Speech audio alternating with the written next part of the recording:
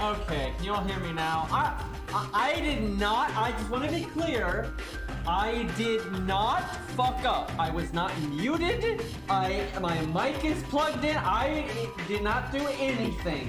But OBS, every once in a while, just will randomly be like, oh, resetting your sound settings. I just feel like it, and then, yeah, this is not the first time this has happened, by the way. I had a nice little intro there, but, y'all can't have it. OBS took it, so, you know, no intro for you. Anyway, we're on the alt account here, so we'll see how it fares against this account. I do not think is gonna do so hot against the endless mode. I don't think it'll be able to match my main account in the slightest, but we will we'll see what happens. It was pruned indeed. And thank you, Hardblurg, for the sub, man. I appreciate it. By the way, I'm not gonna say who it was. If y'all can figure it out, great. But I saw someone's name in chat earlier that no hate for them, but I hope they never subscribe to me ever, because I couldn't even begin to figure out how the fuck to say that name. So I'm not gonna say who it was, but I swear to God, I hope they never subscribe to me. Save the money. Hold on, my sound is messed up. Also, our screen is going to be messed up, but that's because we're playing the alt account, and the alt account has to use Samsung Flow, and Samsung Flow means I have to use the normal dimensions. Hey Finn, thank you for the 1,000,000 subs, what the fuck? But I have to stream my, you know, my regular phone's screen dimensions or whatever, and obviously with the widescreen change, that doesn't look so good. Thank you, Finn, for I think the 5 gifted subs.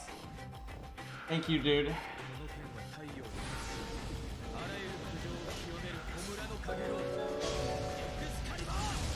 Why do you hate me, Green? What did I do? I didn't do nothing.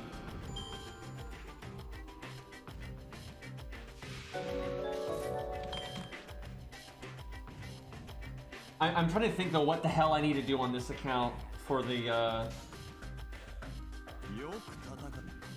event daily thing. I'm just so glad we full cleared it yesterday. Feels good, man. Doing that once is nice, so I don't even care about the other days.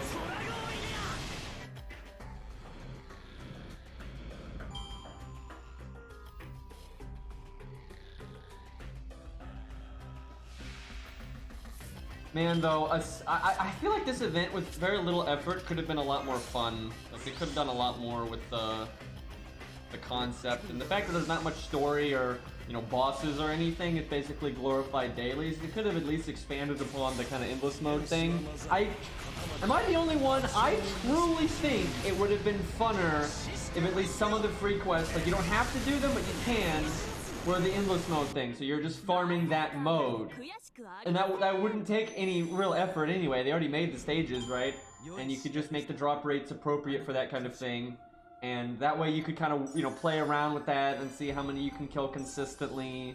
You know, it'd be something different to do. Like, why not? Bond 5 Herc, by the way. I'm not sure why I'm trying to get Bond on Herc on this account, but why not? Just get Bond 10 on every account except for my main.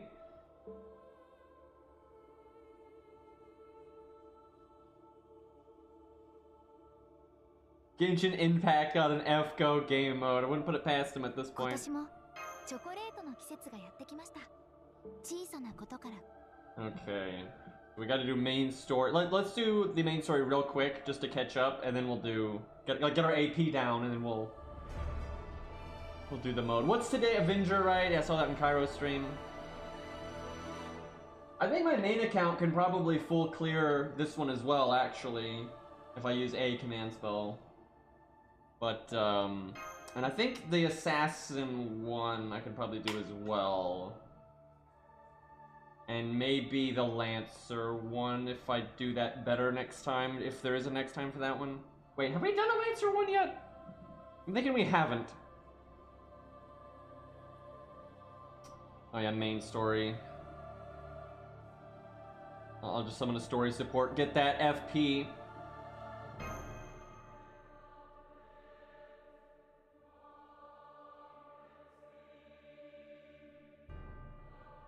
I like how there's like 9 people in chat that think they're so original and they're so clever because they think the category is set to Genshin Impact, but they don't know what F5 is, and they just keep saying it over and over, like, oh, he doesn't know, and I've known this entire time, but I actually fixed it before the stream started. But there's this thing called Twitch that is a piece of shit, and it takes forever to update these things.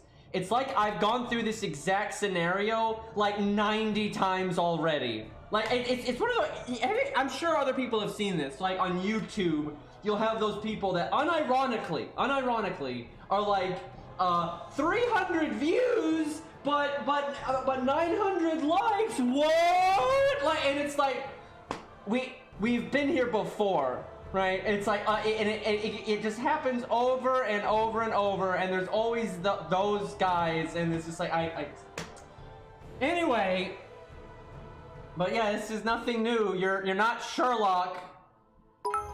Let's see if Gwaine can one-shot the worst fucking welfare model in the game, by the way.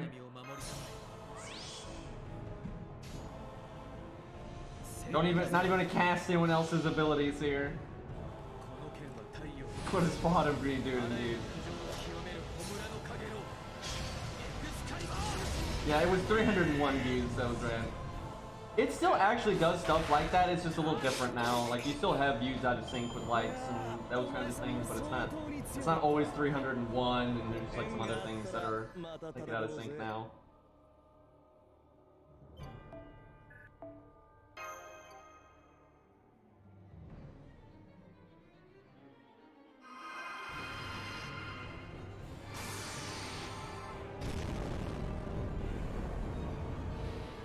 I literally don't understand what just happened there. That doesn't make any sense.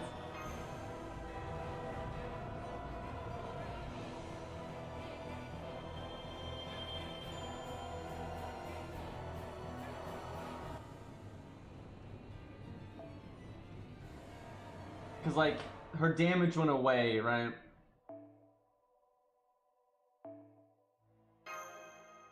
Don't worry guys, Arash has roam.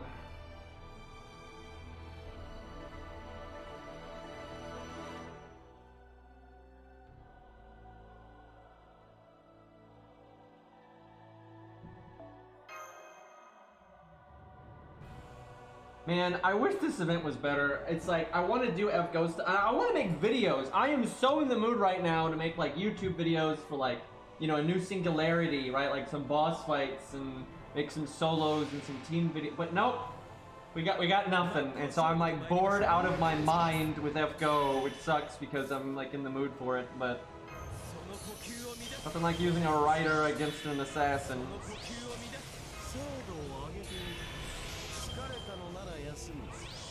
Let's see if we can kill it with Achilles anyway. Let's see if Gil will get her close to dead. Actually, let's do the order like that, because it's still AoE and neutral, so.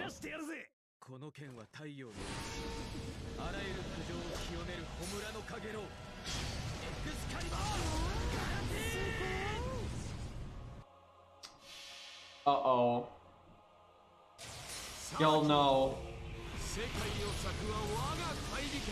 Gwaine did a little bit more damage there than I was thinking. Well, that didn't work.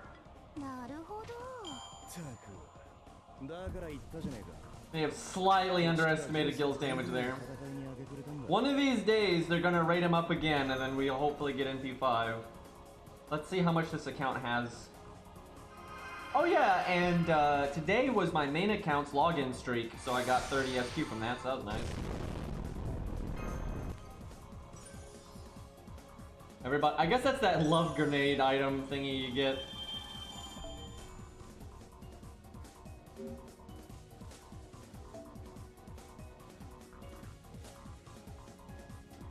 I mean, we only need one copy, so...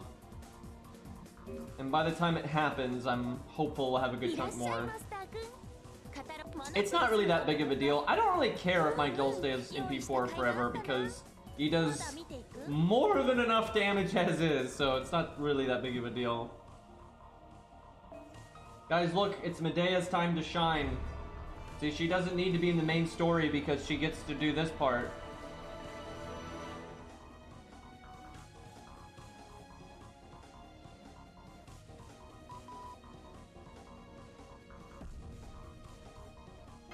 I don't really know why Medea fights Karen here. I'm kind of curious as... I mean, obviously this is a joke event, so it's not a serious story, but I'm just kind of curious as to what the hell leads to that.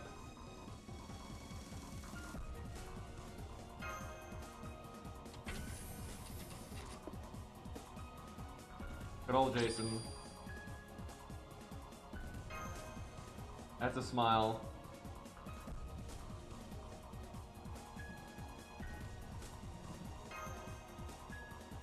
Yeah, no, I don't think Canis is in the story at all. She has not been in anything since Lost Belt 5-2, so...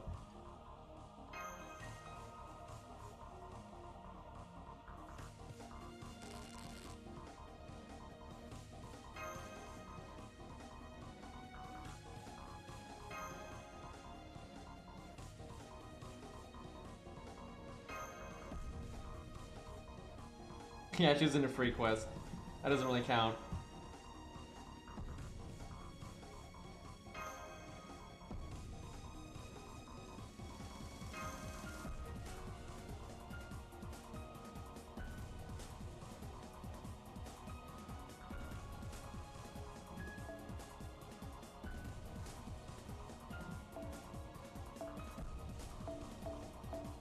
I guess we'll just do default.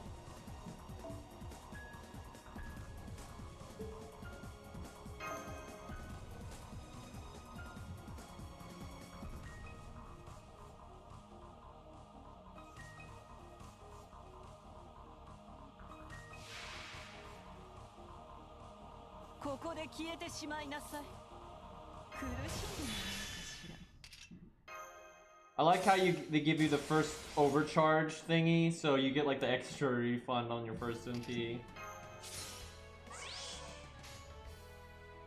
Hey look, they gave a ruler way less HP because they always do that. I don't think she's even gonna do 12k. 10k, boys! That'd have been 20 at neutral. And 40 at counter class. And that's with the Mysticode buff. Much worse without it.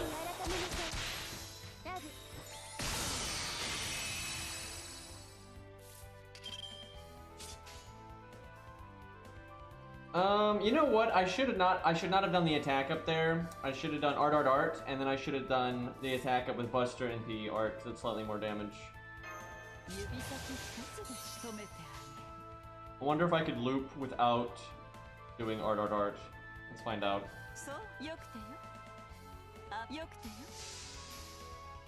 It'd be like 6 or 7k.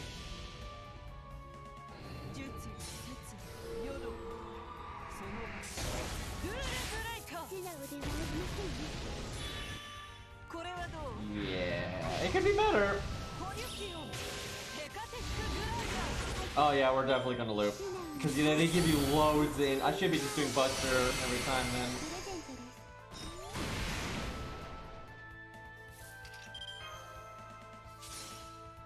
Watch me, I'm gonna overheal. Look at that. Nice try. Can't even hurt me.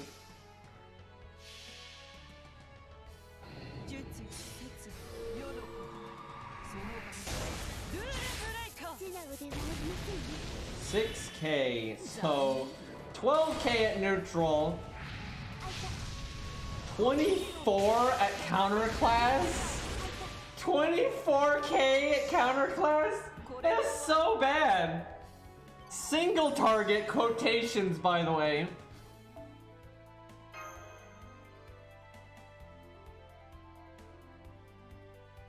And then when they buffed all the Fate Stay Night people, they buffed Emiya, Ku, Artoria, and Hercules.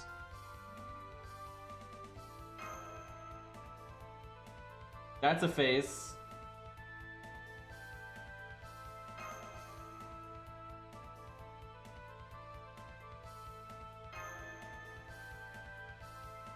At least we have Babbage.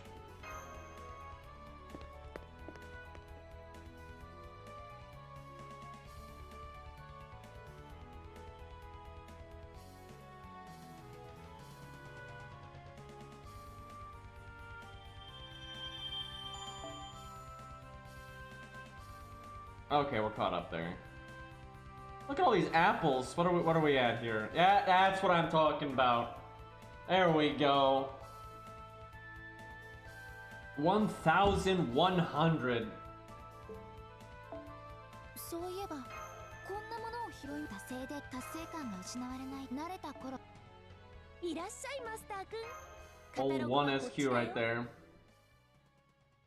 Okay, let's see. What should I summon on this account? What do I even have over here? Let's see.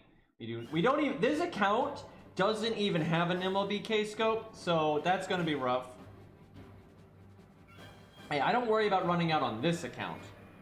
That is the main account. I'll summon whatever real quick just to look at what I'm working with.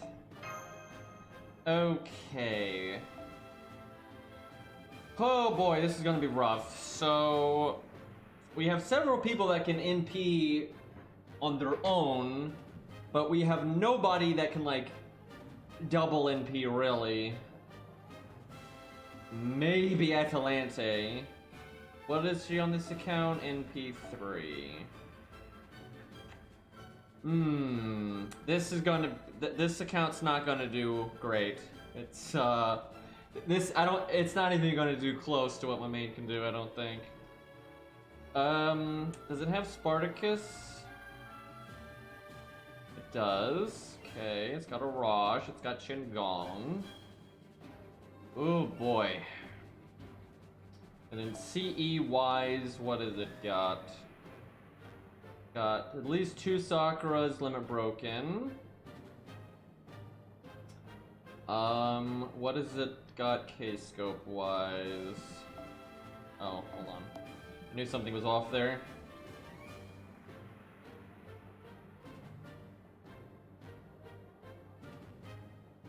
Got 1? Please tell me it has another one. I've been playing this count for a long time, so I would really hope it has at least one other one.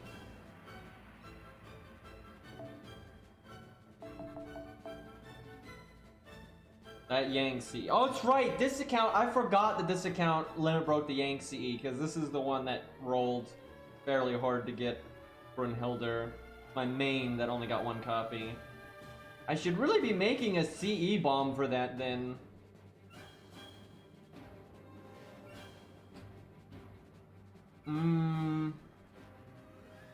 Wow, do I only have 1 K-scope on this account? No, we have other ones. Okay, I'll level those a bit here just to... So we have 3 regular K-scopes and 2 Sakura ones. Oh boy, yeah, we're really not gonna do great over here, but... Tough shit. Let me level those up a little bit.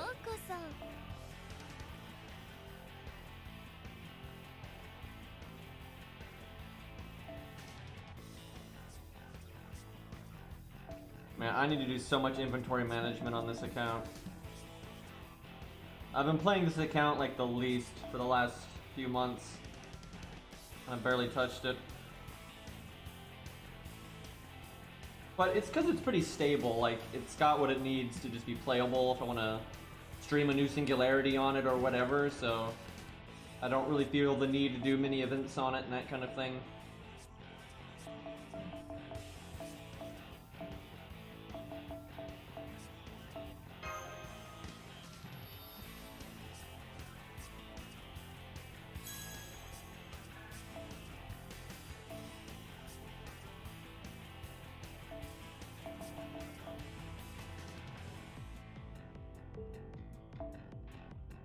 I'm clicking a lot of wrong buttons right now.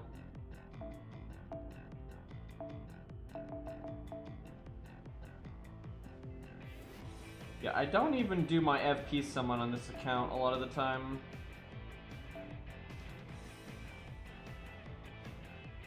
I should fix that though.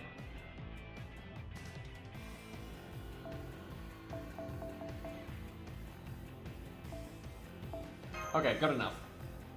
I basically want them to be easier to find.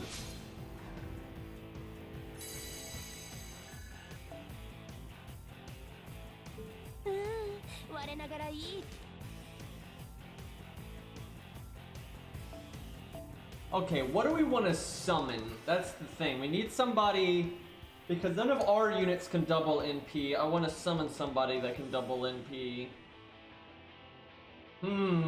So you got Qin Gong, you've got... You can do a support. I don't think... Like, yesterday I summoned a support and you used their ability and then moved them to the back row so you could still NP 3 times, but I don't really think this account would benefit enough from that unless we used Achilles or the cat in some kind of way where they could double NP. But because this account doesn't... That could work on my main, but I don't think that could work on this account. You'd need double scatty.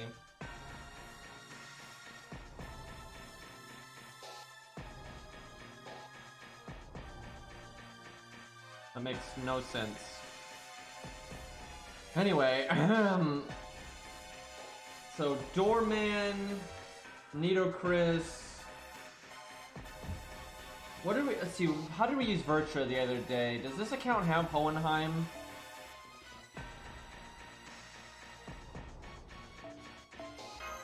I hope it does, because that'll be really helpful. It does! Okay, and his skill ranks are decent. Lost, that's not gonna happen.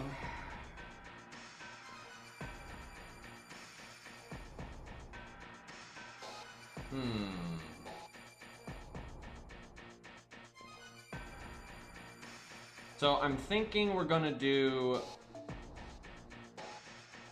The hard part is the fact that this account doesn't have a MLB K-scope, like not even one. That's gonna make Qin Gong a bit harder to get value out of. Like that kind of setup that we did 2 days ago, this account can emulate that decently well, except for the lack of K-scope, or super scope, whatever you want to call it. Thick scope. I kind of want to go with Virtua though. I feel like that's one of the easier units for this account to get to double NP. Either that or just Fionn again or something like that. But I think Virtua is fine. Yeah, Super Scope Virtua. Whoops, I just murdered my music. Ahem.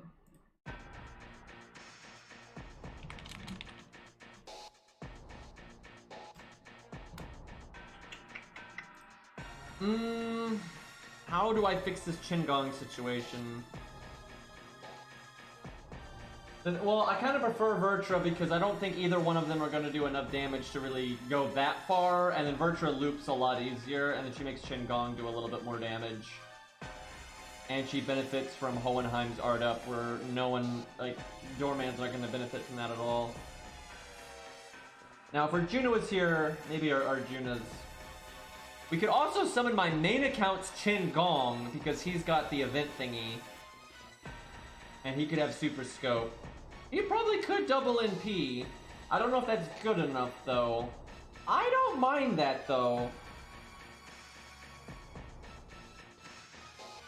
Well, I've already done Virtua, and she looped with no RNG with Hohenheim as well, but then also you benefit from her. Like, I think Virtua for an account like this is definitely better than Doorman, because I've done both already on a similar situation, and Virtua is just way better, because she makes Qin Gong hit harder, and that a lot of times actually lets him kill the 50k one, where with Doorman it doesn't normally work.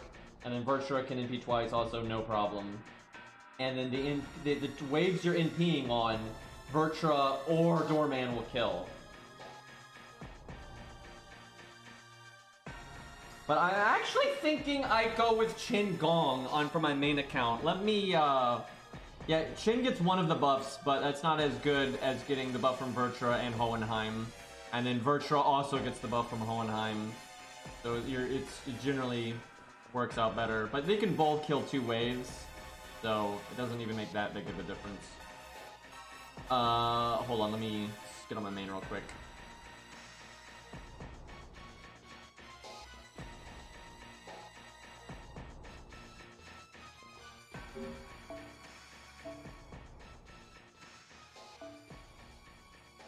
What I really don't like is the smart thing to do on an account like this isn't what's fun at all. You should summon someone with the MLB drop CE, and bring your own drop CE, and then just get as far as you can with that, and you'll actually get more points than if you go farther with better CEs.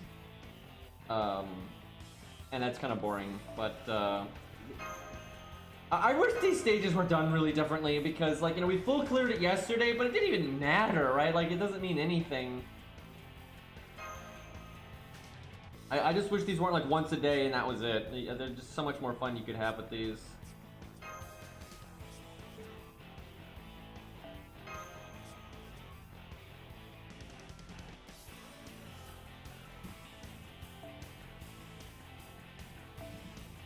Okay, the reason I'm doing it this way is because I don't have an MLBK scope over here, and I want to see a double yeeting. Yeah, if this was an actual farming node, I think it'd be a lot better.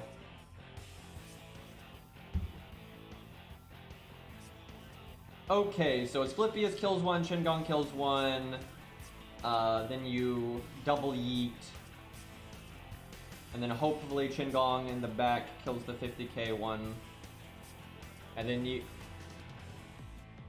The bad part is, there's, other than Qingong, there is just no one on this account that can double NP. I wonder if I switch Mystic Code somebody at the start. There's Waver.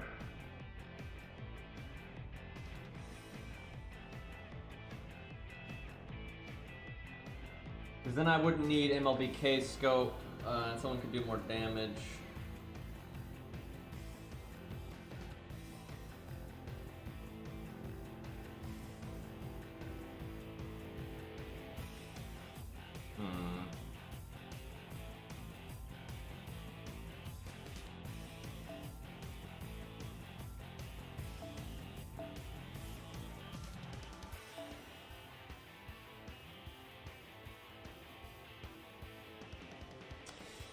Trying to think what if I was gonna use the switch Mystic Code at the start.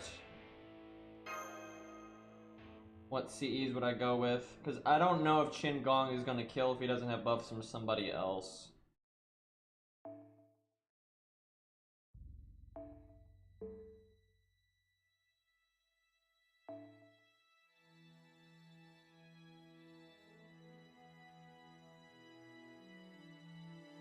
Problem is, I don't have anyone else that would really help his NP gain too much. There's a VC Brawn. I wonder if there's a way I can make that work, because a VC Brawn would give the NP gain up. I don't know if that's good enough. I want the Qingong in the back to be able to loop.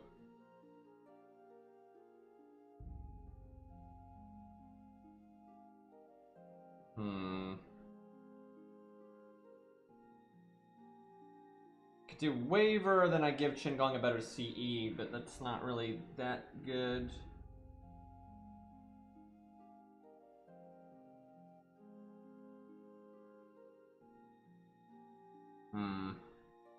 Man, I don't really have the motivation to do this again today like I did yesterday, especially on this account, but I still want to at least get something done. But yeah, I don't really want to super min-max like I did yesterday. I just don't care.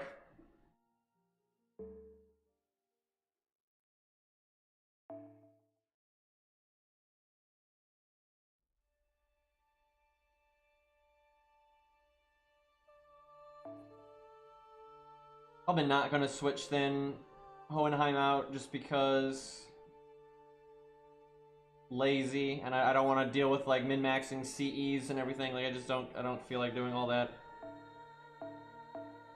I don't think this account has a single event CE. Wow, yeah, I haven't bothered to buy any from the shop. By the way, my main account got 3 of them as a drop already.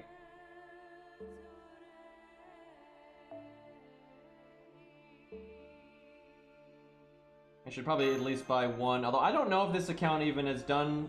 I have a feeling this... Yeah, I can't even buy 1. I've basically done nothing in this event on this account. Valentine, God, I hate her voice.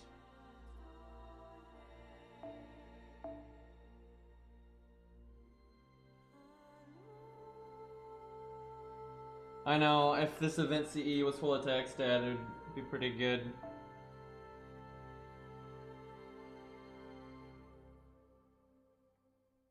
nothing I can really give Hohenheim that's gonna matter. Actually, I should probably do something lower than that just to save team cost.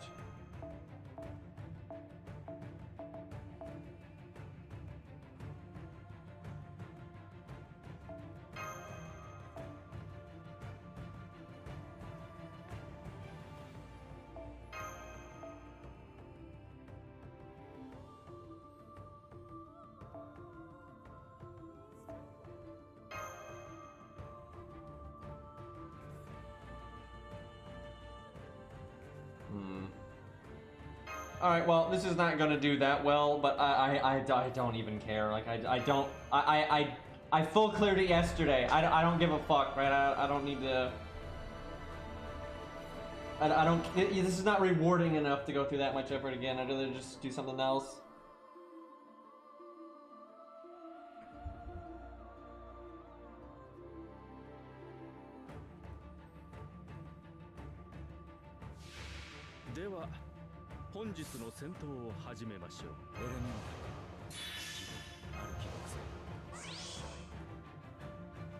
I guess we give that to Shingon in the back, because he's the one that's gonna stick around.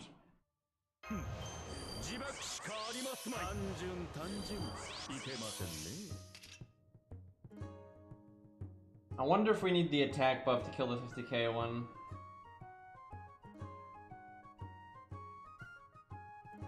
Well, let's do without. I don't want to min-max this like yesterday, but I can at least check on something as simple as that.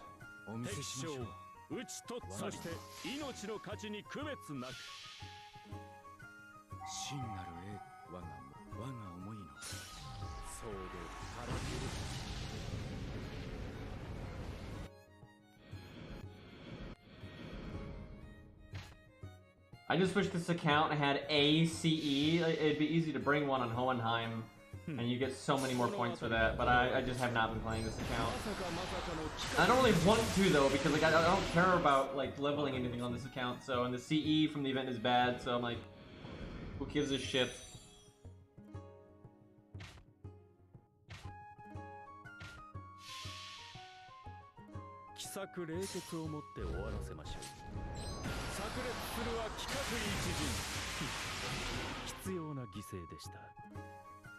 Oh, still got it. Nice.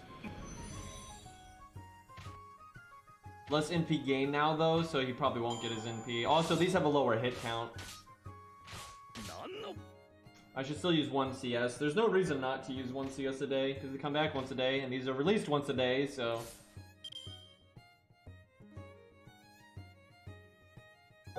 Let's see. Hey, commentary, thank you for the sub, man. 16 months.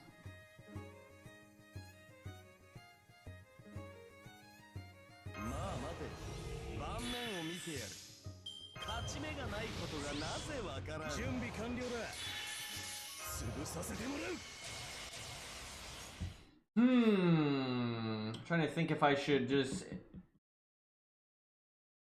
I should have changed my team order. I should have... Actually, I'm going to switch it because that's a pretty big deal. If I'm going to yeet somebody, it's way better to yeet Achilles. Unless the servants aren't weak to Aya, but that's not very likely.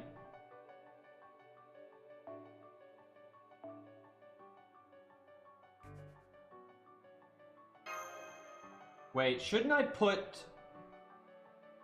Gwaine first then? Wait, no, Gwaine would have to use his gut skill. So I guess not. But yeah, Gwaine would give charisma to Gil and stuff, but okay, so I guess you will have Achilles NP, then Qingong NP, then Gil NP. The thing is, Qingong's not gonna do the 80k. That's another reason where Gwaine would be better, because then you get charisma from Gilgamesh and Gwaine for Qingong, and then he may well do the 80k. Well, I'll give him the attack buff from this, and maybe that'll work.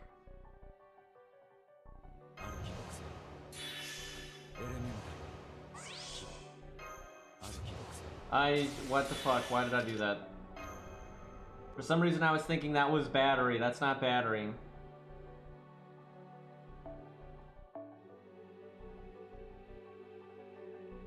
Yeah, a lot of times they change the stats on things just so they're different from other CEs, which I don't even get why, because it's like, I don't think anyone cares if they add two CEs that are extremely similar, right? Like, I don't think anybody cares.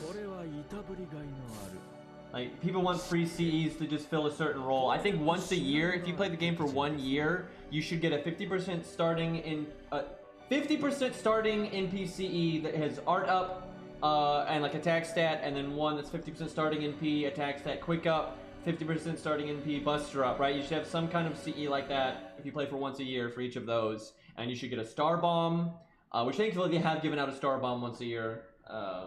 Like the kind of the basics, you should get one of the basics if you play for a year. So if they give out that kind of CE every year, I don't think anyone would care.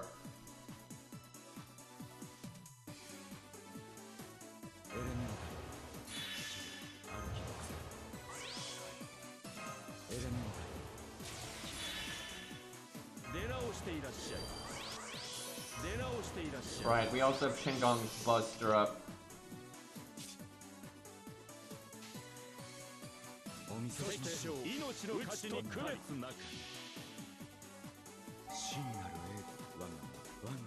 Yeah, like in summer, what was it, summer 6 or summer 5 or whatever, it had the Star Bomb one.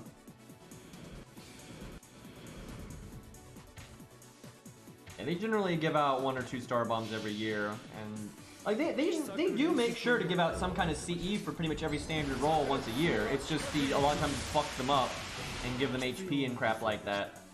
Like they've done 1 buster, 1 quick, 1 art style starting in PCE every year for a while, but they almost always corrupt, you know, 1 or 2 of them. Normally the quick ones. Because in their minds, it's totally fine for damage-oriented CEs to have HP stat, even though it's hilariously bad and completely pointless.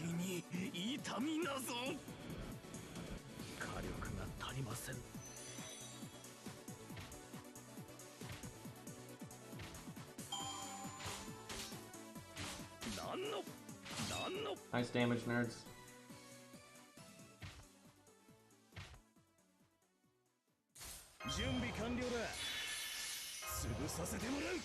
And Shengong do 80k here.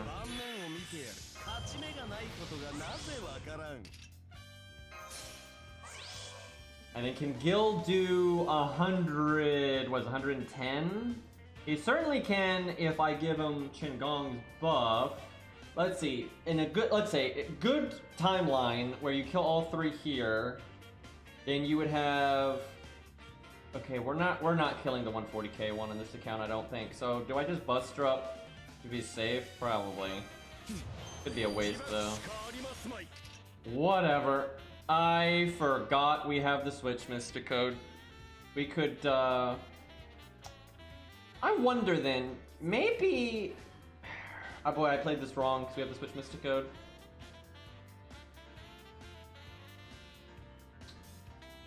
I almost wanna... Cause yeah, there's nothing for me to switch with, so I should have had like a support at the start then or something. Just have more damage. I could switch now and NP 3 times, and then CS next turn. Is that better? Man, I shouldn't have brought Shengong then, though. Also, I shouldn't have buffed this turn because the charisma could have hit Gwen.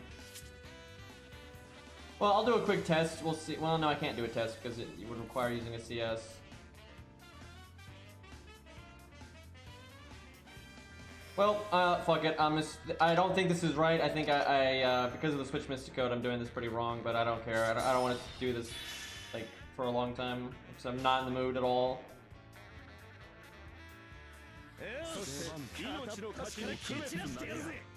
Especially like on this account, so whatever.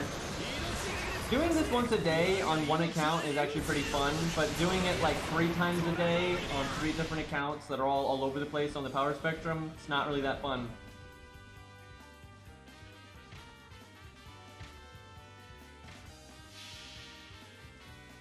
Especially because it's not repeatable, and you might be like, well, if you have to do it more, how is that more fun? Because then you don't really care so much about like your performance and the one run you can do. You kind of just min-max. Wow, that fucking sucks. My god, that fucking sucks.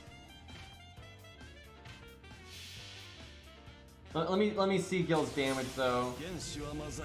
I kind of want to redo that just because it's so little and it definitely didn't lose that kill.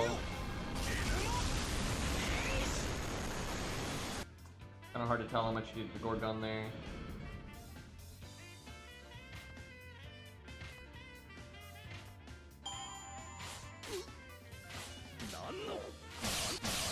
Oh wait, I already used the CS, didn't I? So I guess I'm just stuck with that. Probably should have saved scum them. Whatever.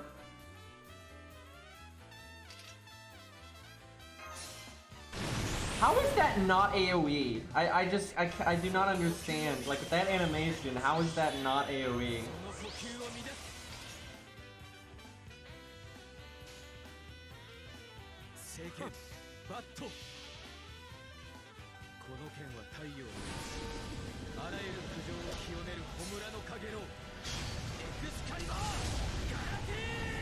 A lot of the art CEs get away with having split stat just because art up is so much better than like Buster up and stuff. So a lot of the art CEs end up being incredibly good anyway.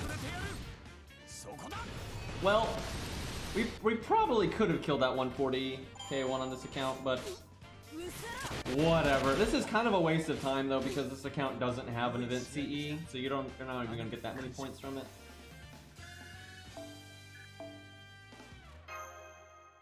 Yeah, that's not much. But the apples though. Quick up can kind of be the best if it gets high enough because quick just does so many things. All three like ups do damage, right? More damage is more damage. That's universally kind of the same thing. But then you can still get quite a bit of, like basically the NP gain you can get from a quick card is better than the star gen you can get from art up, if that makes any sense.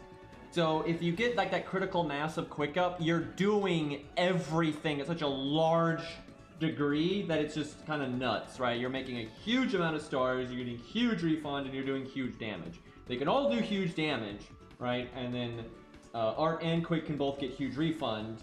But then quick is definitely way ahead on the star gen front when it comes. But enough art up and star rate up or whatever can definitely make art do the same thing. So art and quick are pretty comparable. But out of the box, especially when you've only got like maybe you're only going to have 30% of a color up, art is pretty much always the best. You know, just getting, if you have just 30% art up, that's a pretty significant amount to help an art unit loop.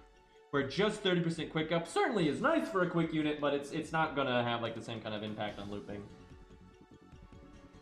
Like between Limit Over Zero, Imaginary Round, and Formal Craft is the best one overall. Now, of course, certain circumstances, you know, will change that, but overall, Formal Craft is definitely the most useful. Wait, did this account have its streak too? I don't even. Just seriously, my main account just had its streak.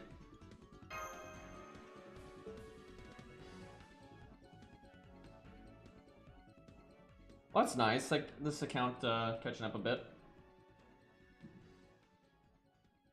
Alright, we'll just kind of chill for now and grab these apples and whatnot. Here, I should summon something with the point bonus, I suppose.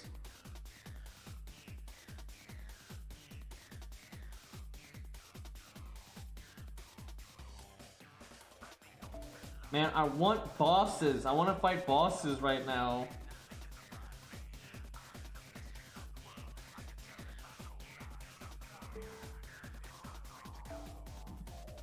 I want to do like, you know, Lost Belt 6, you know, or like 5.2 hard mode, or for Yuki super hard mode, right? Like I want to do something spicy, but we don't have anything spicy.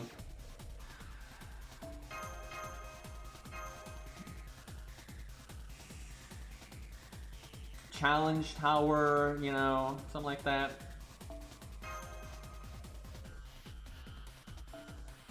Yeah, 5.5 is alright. It's not my favorite by any means, but it's decent.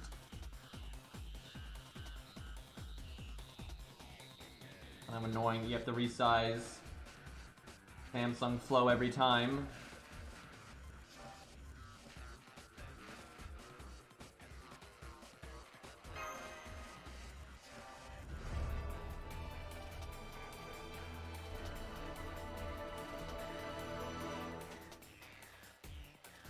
Add 2 zeros to the end of every enemy. And their attack stat.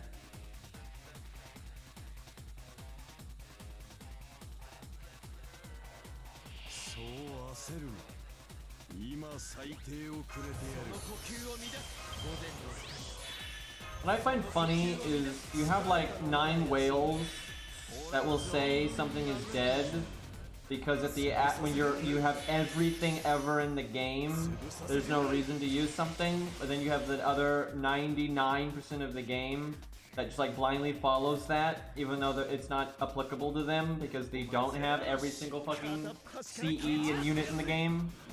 I have no idea why I just had Gwaine murder one of those.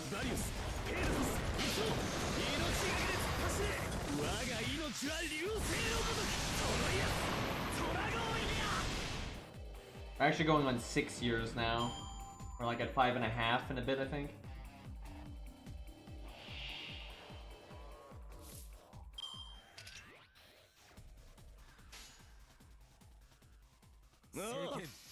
Even if Gwaine doesn't do the 61k that normal attacks will.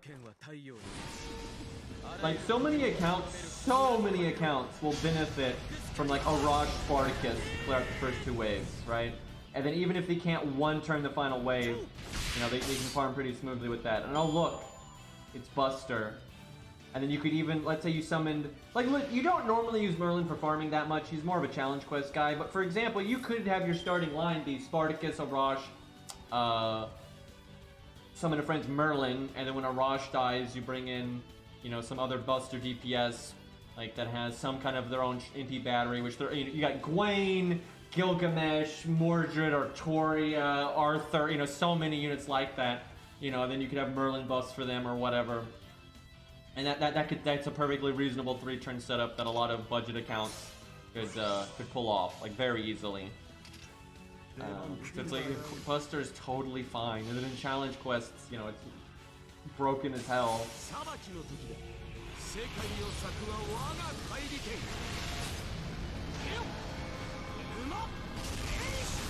That doesn't surprise me that that's such a reasonable setup, right? Because first of all, Spartacus and then Darius or whatever berserker you have work against any class, you know, anyway. And then if you do use Merlin, then you're gonna get super damage out of them. So yeah, that is a pretty effective. Hello, Void Dust. Whenever I get to the point where I can farm whatever node I want, should probably do that one. Unless one of these stages drops bones, in which case on my main account I'll have to do that one because my main account has like no bones right now. Thank you, Scath.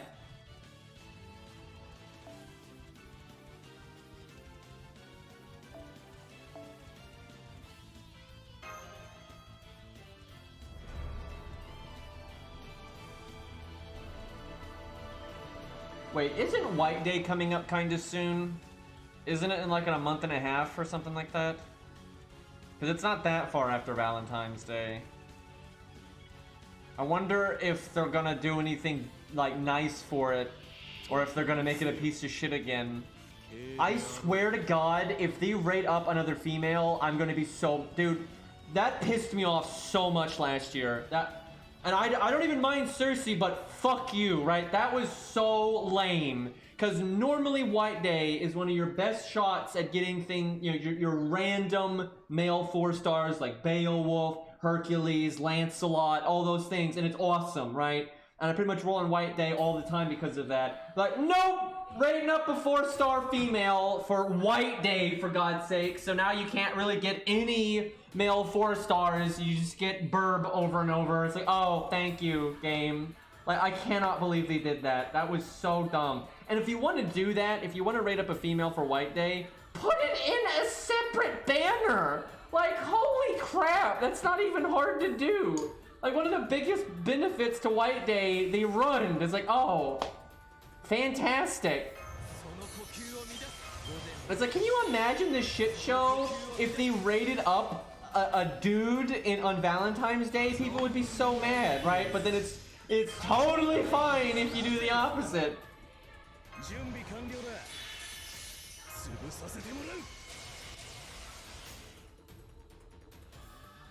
The thing is, they knew what they were doing. It was not an accident because they were trying to get them waifu sales. Because on a lot of Valentine's Day events, they've had male characters that are really relevant in the story, but then they absolutely do not get rated up, right? There's a pretty obvious exception going on here.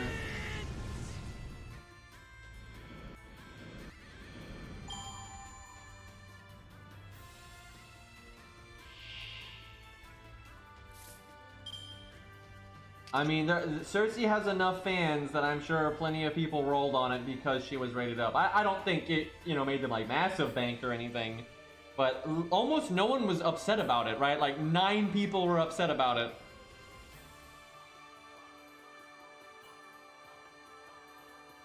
Yeah, I don't mind them rating her up, right? Just put it on a different banner for God's sakes. It's not even like that's not even hard to do, and they've done that kind of thing before, so.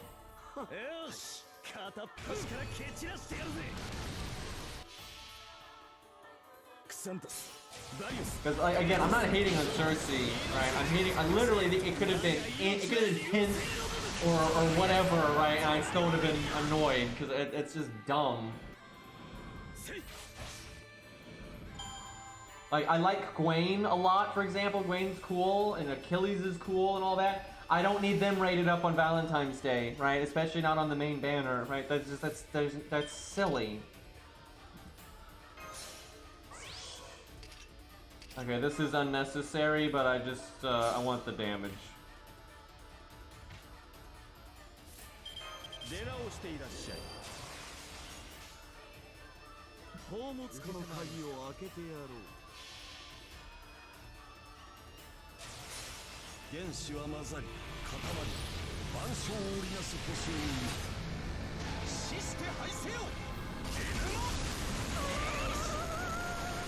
That line.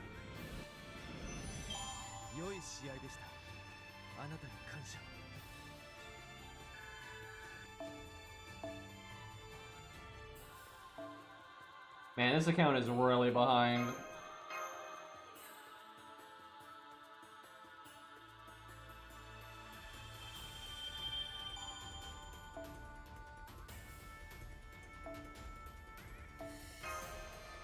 The only thing that I would really want to get on this account, though, from this event is the apples. And if there's a grail, I'd want the grail and then the command codes, but I don't care about anything else over here. But yeah, gotta grab those apples real quick. I've actually missed apples on a lot of events on this account because I've skipped quite a few events this year on this account.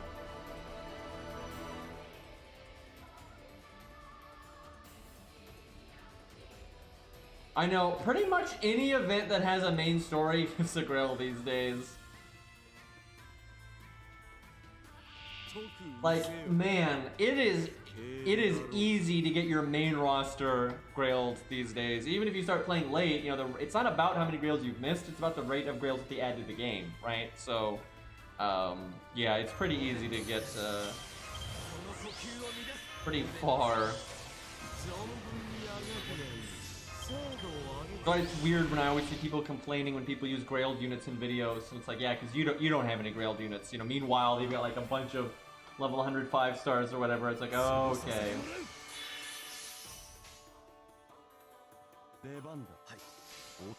Not sure why I'm using Aya first, but it'll be fine.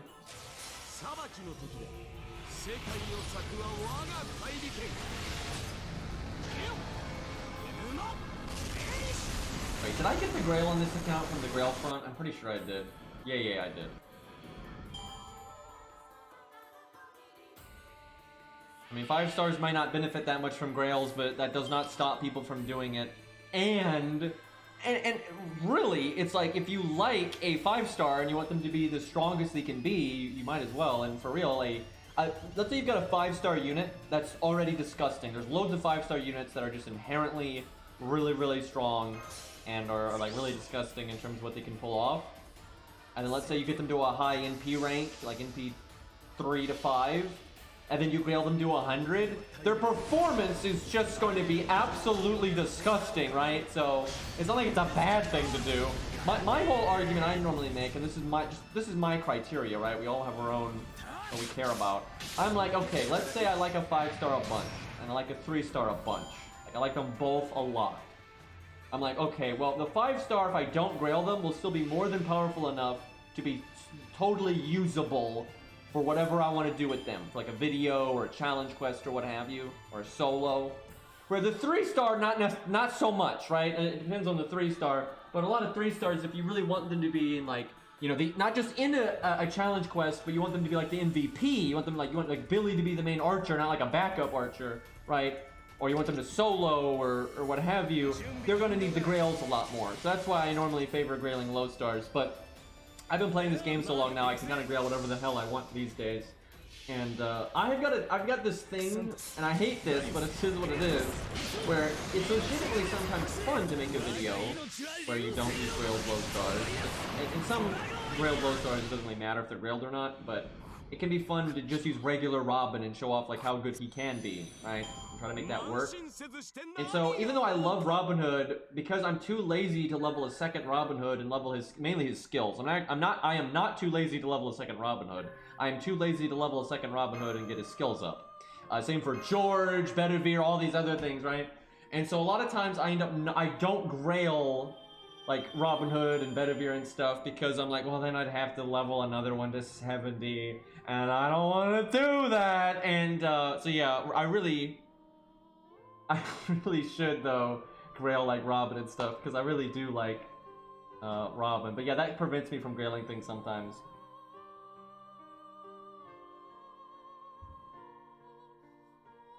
Okay, let's see here. Do I even... I can stream this account and just brainlessly use apples, but it's like... There's like no reason for me to play this account in this event. It doesn't do anything.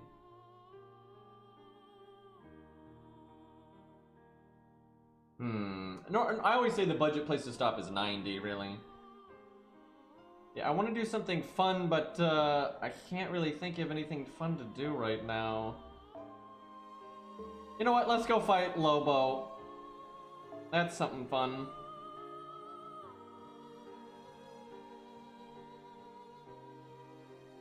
Why am I clicking all of the wrong buttons here?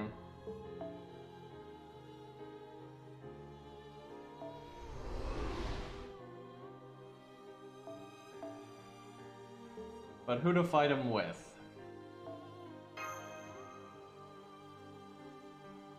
So Ku can solo this really smoothly now because Ku's been buffed so much. He's actually better at it than Proto Ku when Proto Ku is fighting a beast. Yeah, I've compared them, and regular Ku is just... Not only is he ahead, but he's got a safety net for the insta-death gimmick here, where Proto Ku doesn't. So, it's like, really?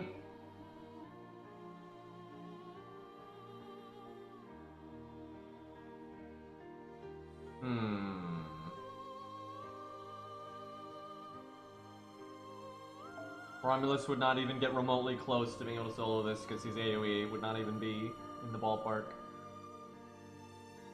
Lobo would probably also get annihilated, but that would be funny to do. I don't think we have anyone that has a Lobo strong enough to do that. Like, they'd need to be, you know, really upgraded. Lobo would also get annihilated, not even in the ballpark yet again. Calamity Jane, oh god, we could try it, but I think she's going to get wrecked. That's a good idea though, because this is a hard enough stage to actually test that. Let me give her command codes because she's gonna fucking need it. Benny would be kind of interesting. I don't like Benny as a unit very much, but gameplay-wise, that'd be kind of neat. Da Vinci, will you shut the fuck up? God. Actually, I might as well stream me switching around the command codes. Got to resize the screen anyway, so.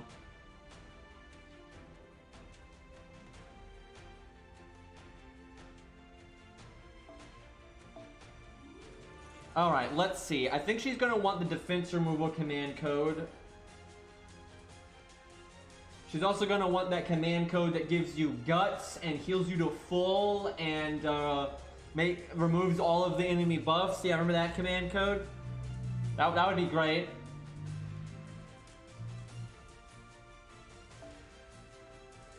She's gonna want these two.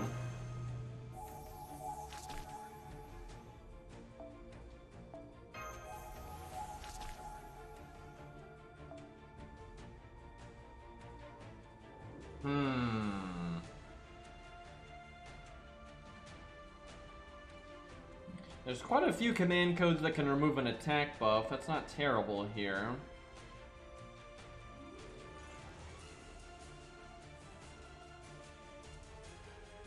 Wait, did I Grail Calamity Jane? Oh yeah, I did, because I was just like, fuck it, if I... It's funny, I'm actually really satisfied with this, even though this logic seems insane. But so my logic was, so remember I had her at NP2 from before, from just like summon tickets. And then this year I tried to get her NP3, because that's kind of peak NP damage, and you can really get a lot out of the unit. And it just went so badly, right? It took like 730 SQ or some garbage to get her to one copy. And so I'm like, Jesus Christ, if I'm gonna sacrifice that much SQ, I'm gonna give her 2 grails, so then she's at least strong enough to like, you know, really like be tested and like do well and stuff. Because I was like, it made the SQ feel less wasted, as odd as that is. But wanna try Ash for the Gutsy? Yeah, we can try that too. I bet you he can do it. Ash is kind of good. Did I get Space? Yeah, I think I did get Space Ishtar when I did that. I don't really remember though. I think I got like 1 or 2. I kind of forget. I don't like Space Ishtar in the slightest, so.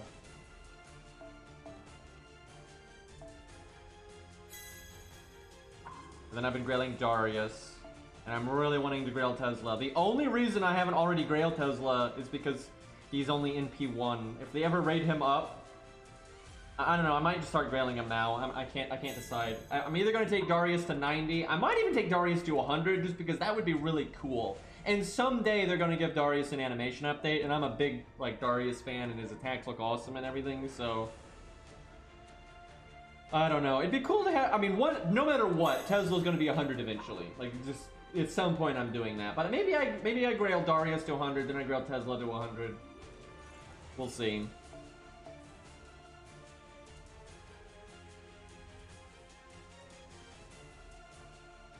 What do we put on the art cards? Part of me wants to do heal boost and heal, but there's also just crit damage. Even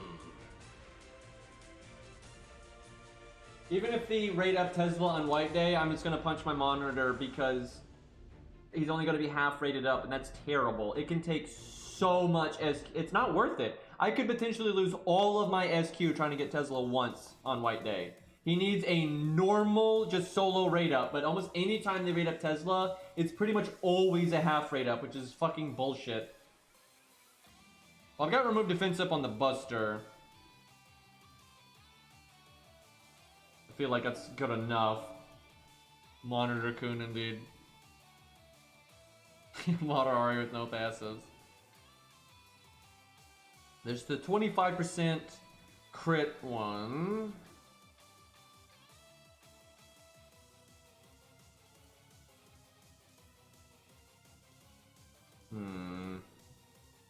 Gives herself Piercing Vulnerability.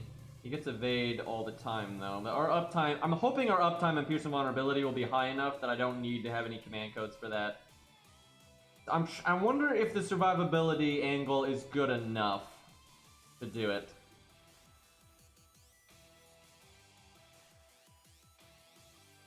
True, there is a debuff. At least one debuff clear is not a bad idea. So either the Merlin one to really help us double NP. I feel like we don't do that though because the hit count on Lobo is so high. I'll do a heal. I'm not sure. It's hard to say if the one heal without the heal boost is enough to buy you a turn, but if it does happen to buy us a turn, that's super worth it.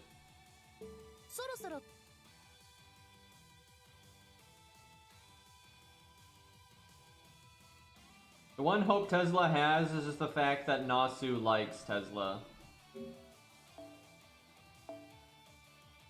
Now, if I want to get 50 stars reliably, I should give her a 4-star gen per turn CE. Like, wait, what level is it for me? This one. Lobo has a high hit count. I almost want to do Black Grail just because Lobo's hit count is so high.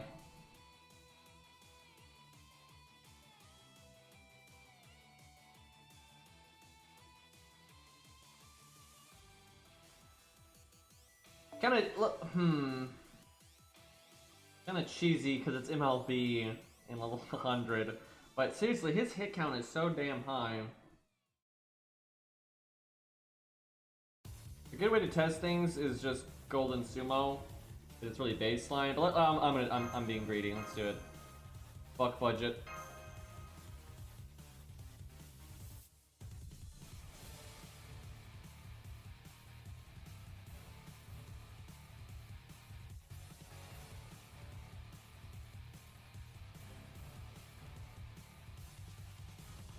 Good enough.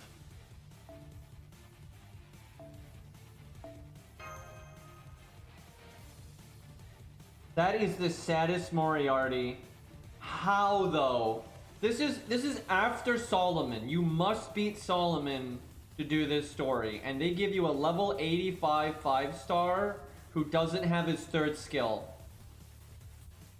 I just cannot fathom why were these so. They don't really do this anymore, thank God. Why seriously? Someone answer me. Why were these so obsessed in the early days of FGO? Even in the middle days of FGO, of not giving units their 3rd skills.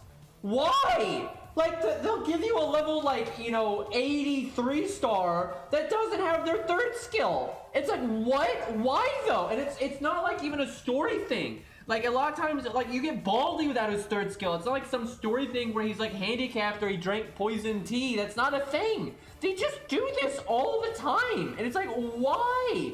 It is so random.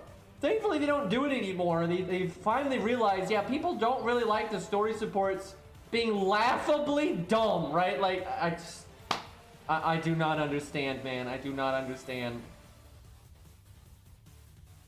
Like, I can't, because clearly they were thinking something, right? Clearly there was something going on, and they had an angle, right? They clearly had a reason for doing that.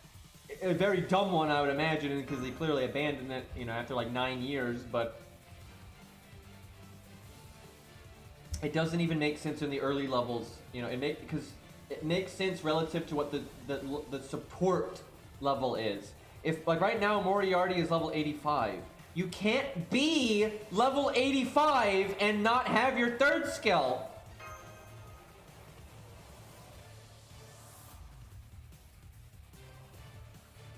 This is what I think.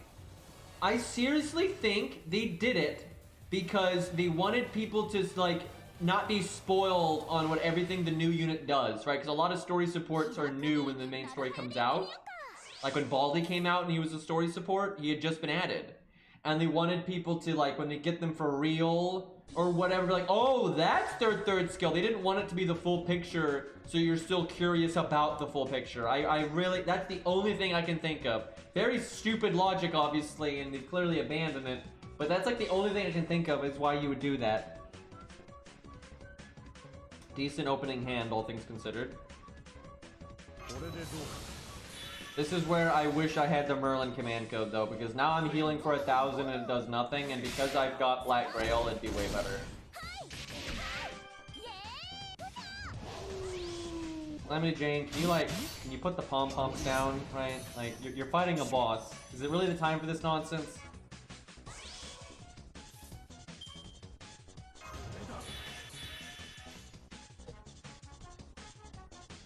Man, if someone else had gotten their art card, we could have gotten our NP.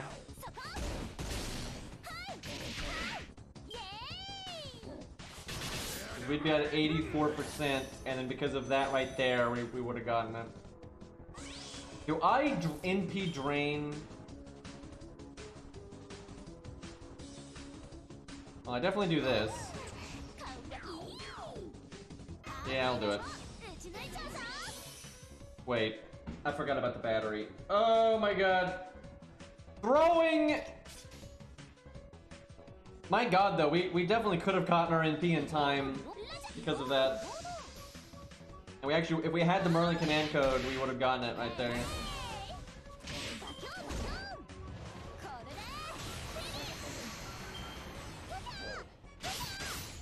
Look at all this hit count we're wasting, although he didn't do his really high hit count there.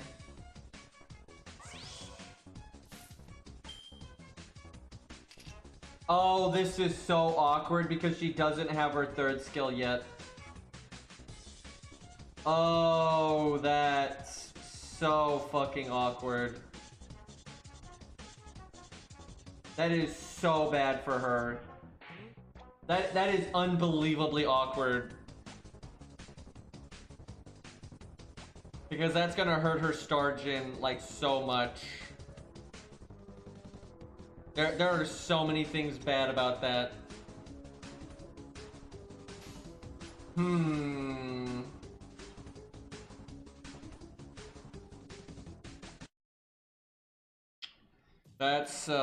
That's not good. We need to change our command codes, I think. And we're getting like no value out of the heal, so.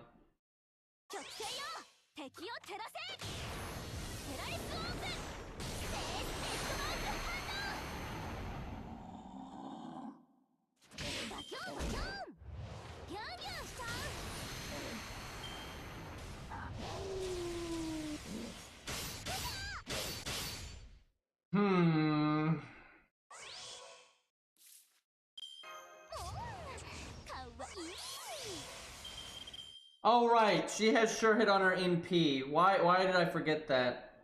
Okay, well, we gotta... I need to change my command codes anyway. Click our... I forgot that she had sure hit on her NP because of her third skill. Some serious diminishing returns on that, by the way. I mean, it wouldn't matter. We were so behind because of our command codes and ours getting that 90% NP.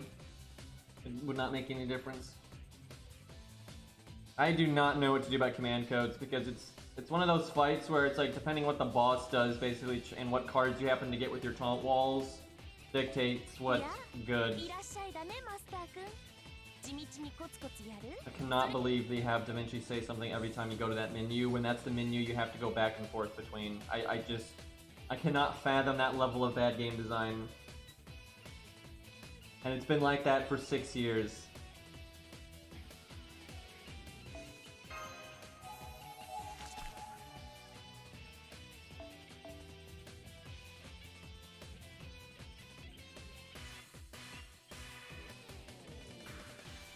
Oh my god, every command code that I'm like, I might want to try that, of course is equipped to another unit.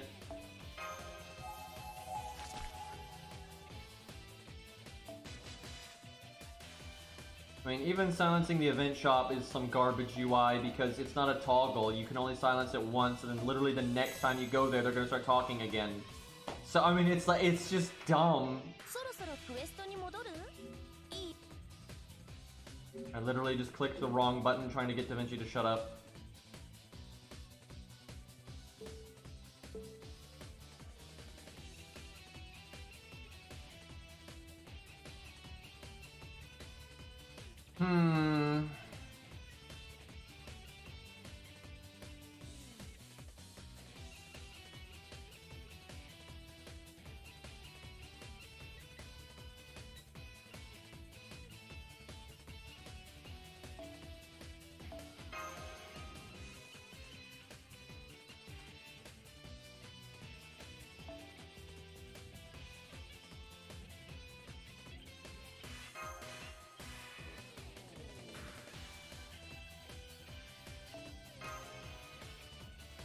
I see people defend the FGO UI all the time. I've seen people defend the command code UI.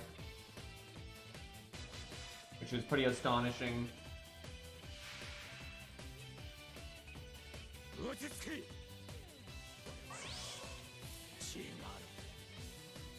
Dude, it's not even rare. A lot of people, especially teenagers, they see criticism of something they like as a personal attack. It is so common. So if they like something, they will always defend it against any kind of criticism, even if it's, you know, purely objective and constructive criticism. It doesn't matter. That it's very common. This is an awful opening hand. I'm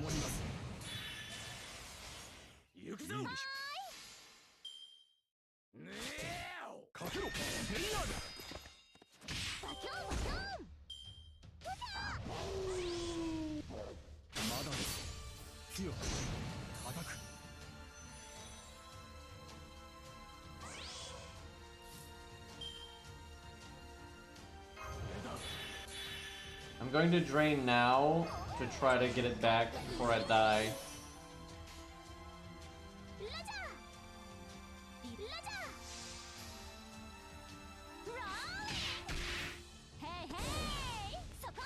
I like how none of it crit!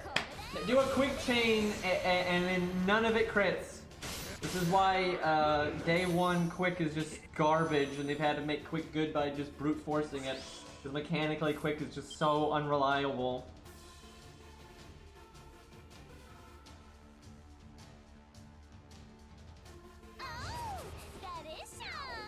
Let me see.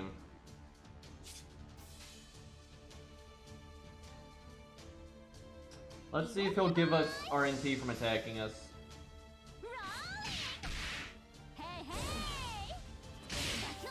You need to be able to NP on that turn though, even if, like, you need it so bad, because then the sooner you NP, the sooner you use your third skill, which is the sooner you get Pierce Invulnerability. Like, there's just, I don't think there's any world where it'll work if you have to wait a turn to NP. It just puts you so behind.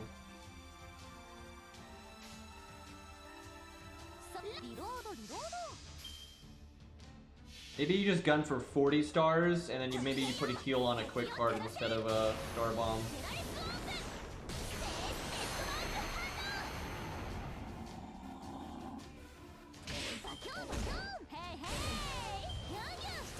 Man, we got decimated there because he cast his defense up.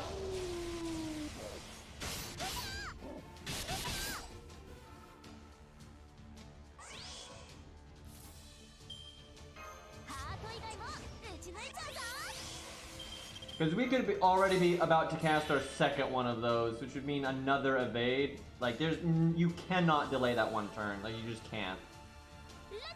Because you'll probably die if you do. You'll probably die before you can ever cast it a second time.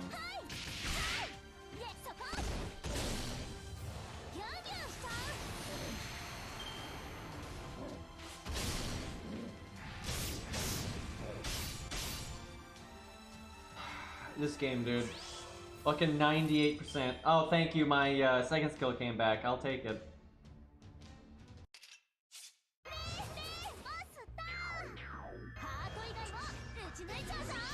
Yeah, I need the heal though. If I could heal myself, I might be able to live one more turn, but there's not much chance of that happening now.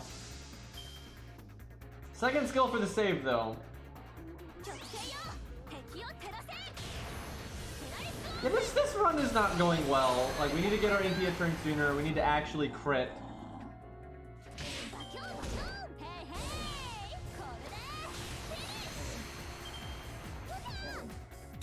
So, if things went really well, I think she would still lose. Because obviously, if things went better, I could have lived this turn, and then, you know, done invulnerability, and then done evade again. So she could have lived maybe 2 or 3 more turns with the right luck and command codes, and could have NP'd a turn sooner. So that's like we could have like a 4-turn difference, which is pretty nuts how big of a difference that is. But even with a 4-turn difference, I think she still would have lost. I think she could at best get maybe halfway through that health bar, which is decent, but I doubt she could solo that. Now I think she maybe she'd be able to solo that if she was level 100, NP5, 2k foe, and all that. But she could have lived quite a bit longer though, because we had not used invulnerability yet. We're about to get our third skill back. If we had gotten our NP a turn sooner, which we could, she could have, you know, been a turn ahead on her cooldowns and everything. So, but still, really pushing it. Yeah, we'll do Ash. I want to see how he does. Yeah, this is one of those fights, Ari, where you almost have to do it a few times to really figure out what the right command code setup is. Because there's a lot of options, because there's defense up, there's debuffs, there's the evade, there's a lot of angles to approach it from. I do think Buster, though, is right for those two. Okay, we're level 100 in P3, though. I like that. Anniversary, Blonde, or Default? I'll try, Atlas. I'll try Atlas first and see if we actually live long enough to go around the wheel with our skills. If we don't, then we want to do Anniversary, Blonde, or Default. Probably Anniversary, Blonde.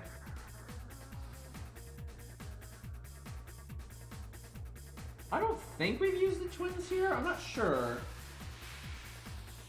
We should. Ooh, okay, there's a hand. Do I go ahead and use my third skill? It kind of depends on what our next turn would be.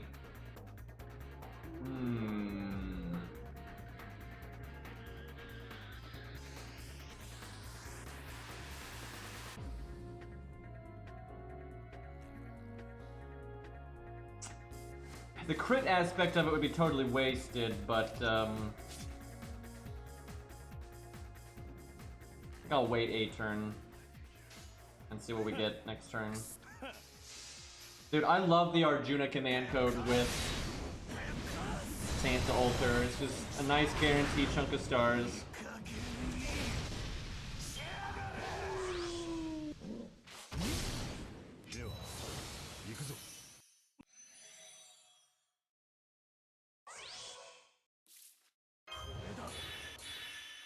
Okay, we'll do it now.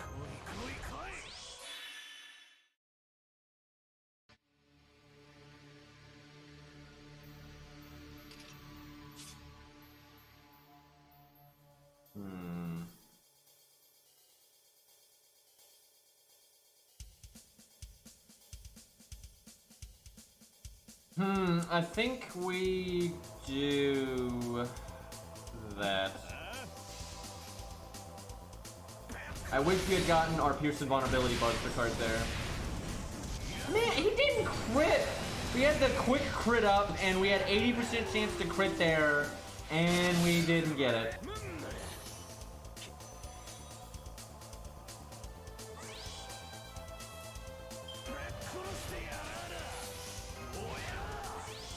We mad though.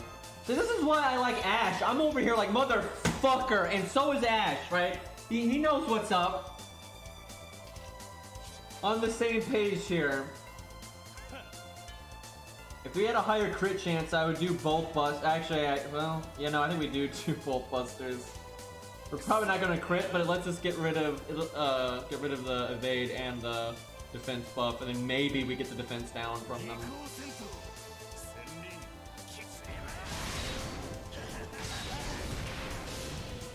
Oh wait, does he do defense down for just doing the buster? Yeah, he does. That was totally worth it then. For some reason I was thinking he had to crit, but I'm confusing him with Romulus's Roman thing.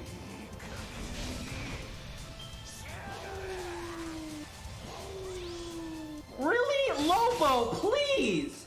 I have invulnerability and he double buffs. So my invulnerability was basically wasted there. Getting Tristan.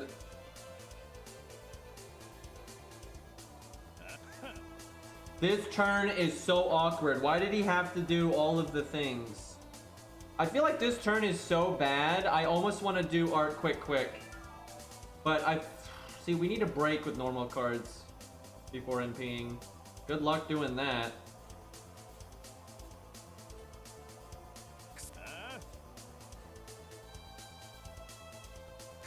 That turn did not go well.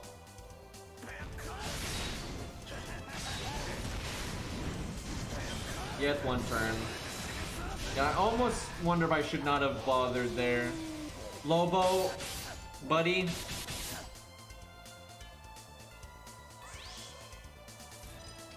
Oh boy. Why is he casting it every fucking turn?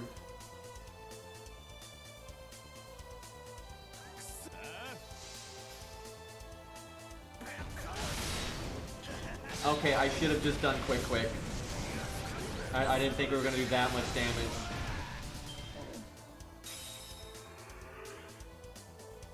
Hot Wheels is so fucking cool. Why couldn't I have gotten him when I rolled so much for Asclepius? Like, why though? I'm just glad Ares got him so I can use him whenever I want, so. Okay. I wonder, do I just face tank this NP without invulnerability? Because see, the nightmare is you invulnerability, then he insta-kills you. If I, okay, let me think this through.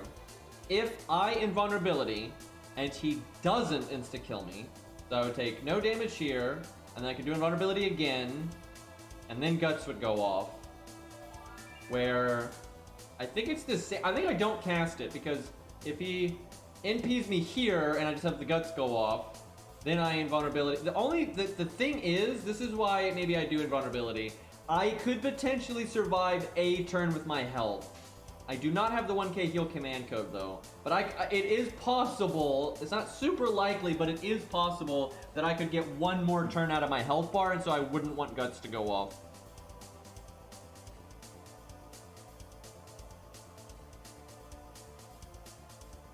Ari, on the one hand, that would be really cool, right? But I know when you type that, there's a part of you where your heart just sinks when you type, if Lost Belt 6 doesn't add anything you want, right? It's like, there's definitely a side of that is just like, fuck.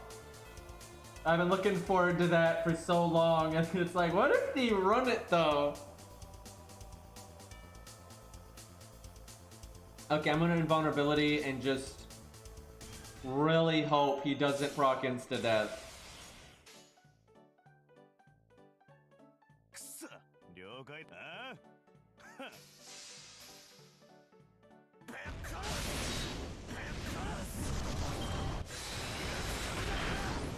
Dude, give me Sir K, dude. Come on, like, I've been waiting so long for that, and he's so awesome. And he's got a good voice actor and everything. Woo, boy, am I glad that didn't hit.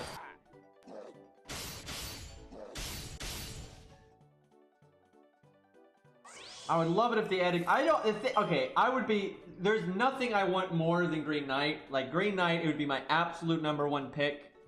Never mind in Lost Belt 6, just period, right? But I am so convinced that they're never gonna add him that, you know, I don't really even entertain the idea. It does suck though, because they've mentioned him several times. They've mentioned Green Knight quite a few times, so I mean, it's not like it's impossible because they added Ricky Boy, so they could add anyone. So I know it's possible, but just because they added Ricky Boy doesn't mean a specific niche thing is likely, because although Ricky Boy was so random and everything and super niche, there was a million other things that could have been Ricky Boy. It's kind of like winning the lottery, you know, the odds of it being that specific thing are really bad, so.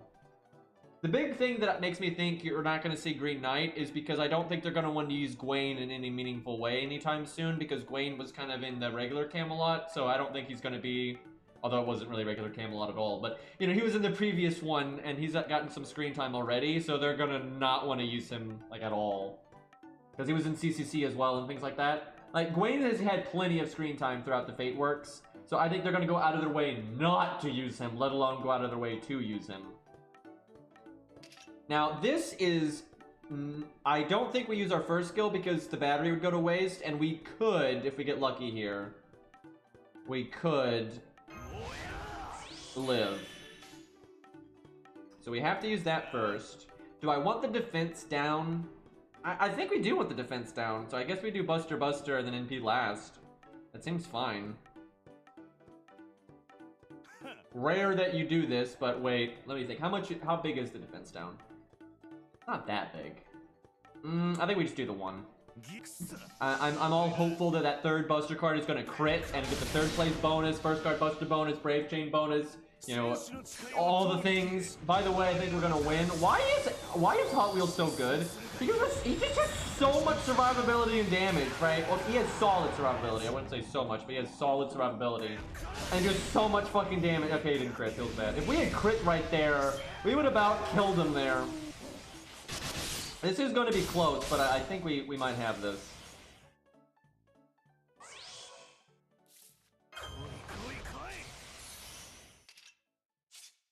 Let's see. How do we min-max this? If Lobo just gives us a decent hit count, we're going to win, because our next NP is going to do insane damage because we're still low in health. Wait, shouldn't I have done a full NP gain combo then? Did I just throw?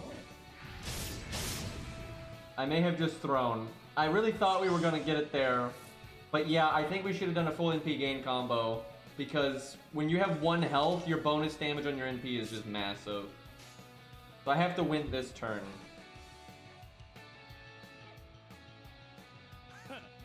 This is the most damaging combo I can do.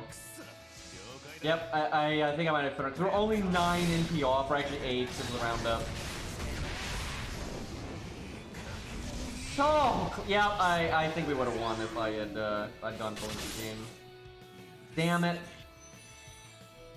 Yeah, we still could have gotten bailed out if we had crit. Let me try that again.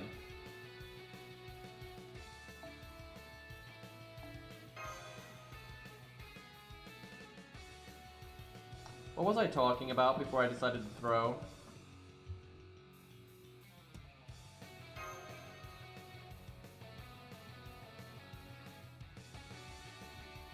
Wait, do people think he's bad? That can't possibly be a thing. Like he's one of like the 4 night classes that can solo Guadia, and like he gets his NP easily because of his battery. His NP hits crazy hard. He has hard survival. Like I can't imagine anyone thinking he's bad. Yeah, that'd be crazy. Oh, he is Buster though. So you know how could he possibly be good?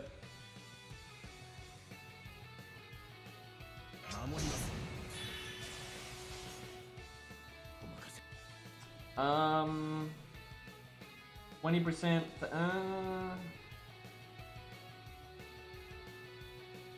Yeah, the art first probably is not that worth.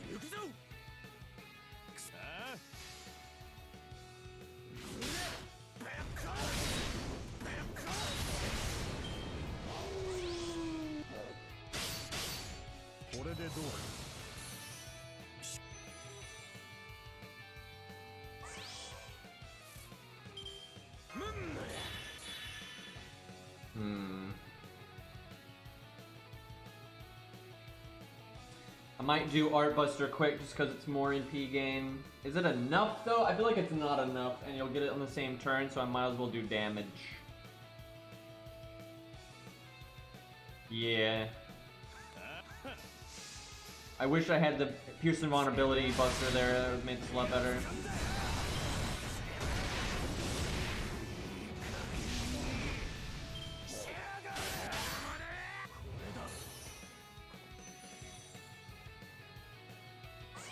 Although, if I had done Art Buster quick,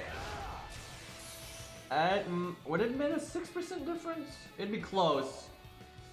And we actually only need 5 because of the roundup. It probably would have made a 5 NP difference. I think we messed up again. Making all the wrong calls. That one's not really throwing though. Because that was a hard judgment call, where the other one really wasn't a hard judgment call. But yeah, you're right. His Buster's a high enough hit count that would have done it. I was hoping that we would either not get it by enough that it wouldn't have mattered, or that we still would have gotten it, right?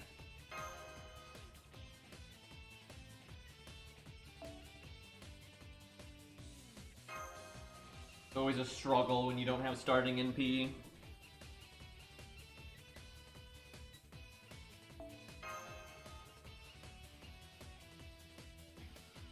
Every time people fight bosses now with Pierce Invulnerability, they feel like you need to have Caster Oratoria. Even though I have never seen a boss with Pierce Invulnerability that is balanced with her in mind. It's actually the opposite. They're balanced with her not in mind, and so if you have her, you generally make the boss a joke. Like, Ibuki's a good example. I can't believe... I know why so many people said you need to cast Storia for that. It was because of the Pierce Invulnerability, but then they didn't take 2 seconds to think, wait, this boss doesn't actually hit that hard, and also you could just use Death Manipulation to get your damage up, and so you could just finish her off. Like, it's so obvious you don't need, you know, anti-Pierce Invulnerability for that. Like, that's just not a thing. And I hate anyone in chat. Remember, there's another way to deal with Pierce Invulnerability. It's actually been something people have been doing for a while, right? And it's still in the game. It was in the game since long before Caster Oratoria, and it's still in the game now. Yep, buff block, thank you. Yep, that's been a thing for a while, and it works on Ibuki, but everyone forgets about it. Nope, gotta have Caster Oratoria. Yeah, and you have guts, and yeah, there's been many ways to deal with that kind of thing. It's like, you don't have to face tank land Toria's NP in Camelot. You don't. You can buff block it, you can guts it, you can debuff the hell out of her, right? There's all kinds of ways to do that.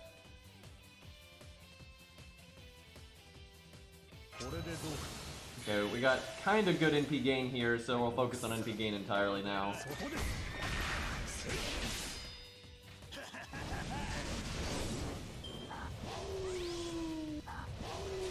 Game. Let's say, can you kill my taunt wall, please?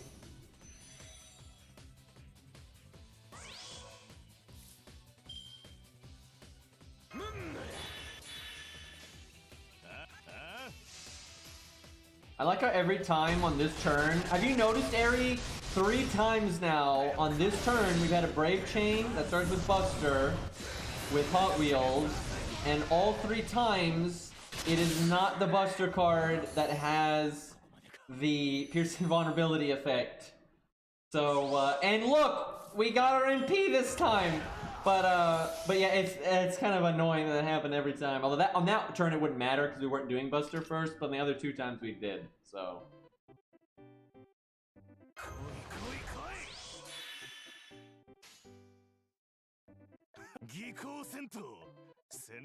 Second defense buff versus the third. I think 3rd place. The first one's easy, but I think, yeah, that's fine.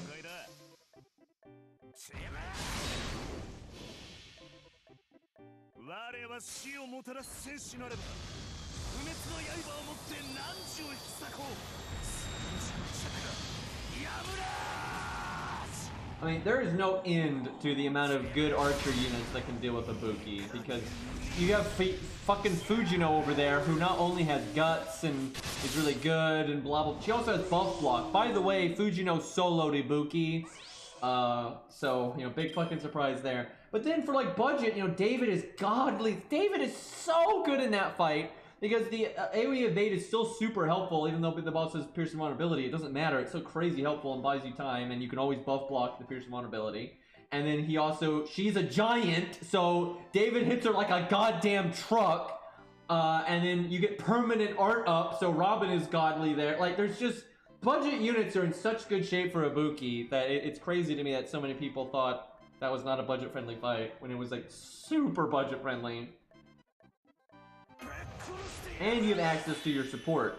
You know, I kind of understand when people freak out, and maybe they kind of irrationally jump to a conclusion about, oh, this is not fair, right? When you don't have story support, or when you have to use story support. But when you don't, and you're allowed to summon whatever you want, I don't know why anyone ever thinks anything is, like, busted, really. Outside of, you know, maybe Neurofest Gramps way back in the day. What do I do on this turn? Honestly, maybe I don't do quick. This is tough. Either that, or I just say fuck this turn and I do art quick and then I try to NP next turn. But I'll try it. Because if he decides to do his high hit count stuff, Lobo, we might be able to just NP this turn. No, he'd have to do it 3 times. He'd have to do it 3 times, I think. Okay, that was probably not right. Because we probably have gotten our NP on this. That's actually really bad, though. It's not even the decision I made. That's not going to make that big of a difference. What's bad is he just crit the shit out of us.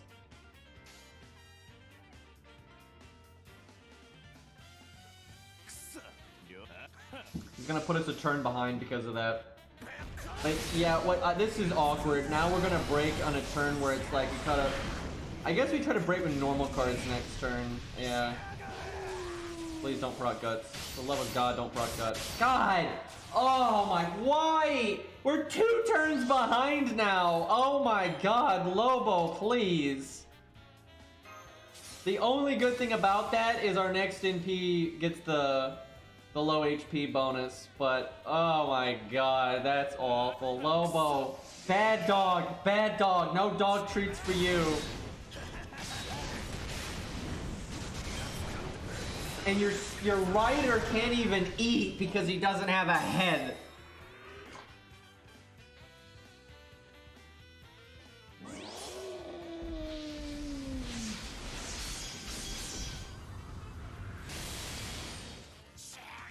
Woo, boy. That would have been very cursed.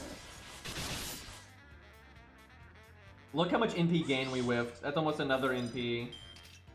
Oh my God, I have to use my battery. We lose on this one for sure. I have to use my fucking battery skill when I already have my NP because we don't have guts right now. If we still had guts right now, I think we would still have a chance, but I don't see a chance here. I like that crit though. I wish that one had crit because that didn't have the defense buff on that one. You know, I really like his stage 1. It's funny that every fucking time we use Ares Hot Wheels, except for today, I guess, someone is always like, stage 1 Hot Wheels. Every time, but it's awesome, man. They're all awesome. That's what I always say. I like every single stage for him, so. I do not get why people are like, I get why stage 2 is really hyped. I totally get it. And I really like stage 2, but I don't see any reason to. It's not like they're all so good. I don't see like a gap between any of them, right?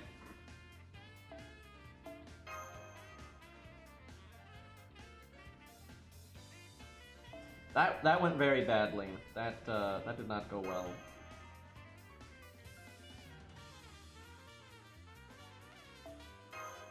Hot Wheels is one of those rare units where I just super hype every stage that he has.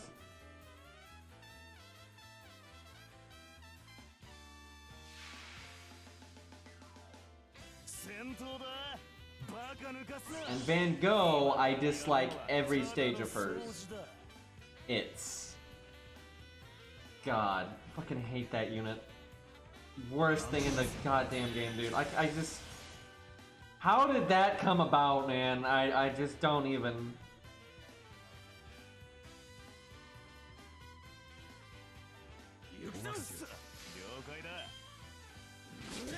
Van, no, dude.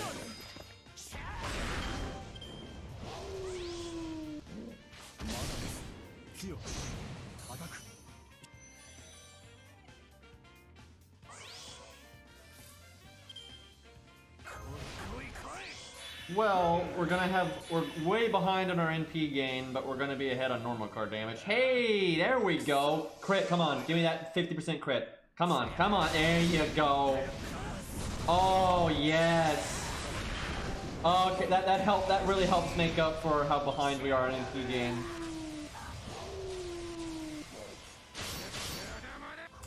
I don't know what I would do for Tomoe either. I can see why. There's a lot of pros and there's a lot of it's kind of messed up because like I really it'd be a lot easier if I think they had done a better job with like her more serious looking ones. I wish the NP animation was different to match them.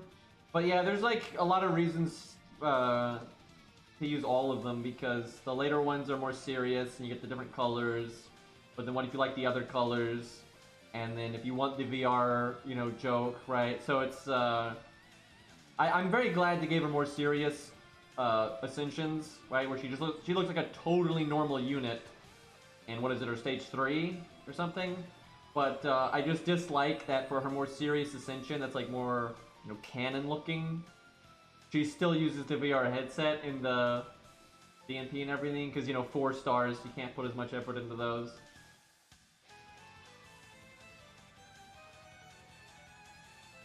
Yeah, the blue fire is probably my favorite too. I think stage 3 is purple, right? Because she has blue and red.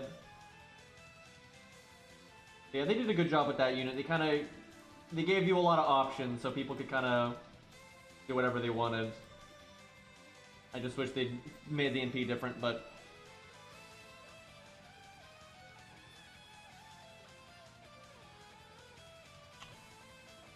Okay, well, the shitty thing here is the battery is going to go to waste because it's not enough to get our NP, but then we're just going to overcharge really hard. I almost wonder if we shouldn't have used our vulnerability there, but the sooner we use it, the sooner it comes back, so... kind of tricky. This turn kind of sucks because he has double defense. That's insane. Wow, I should have just done double quick. Yep, I should have done double quick. There was no getting damage on that one.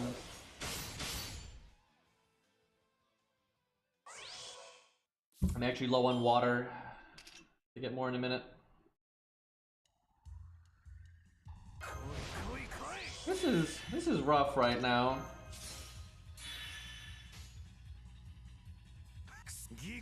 Doggo got no mercy for us.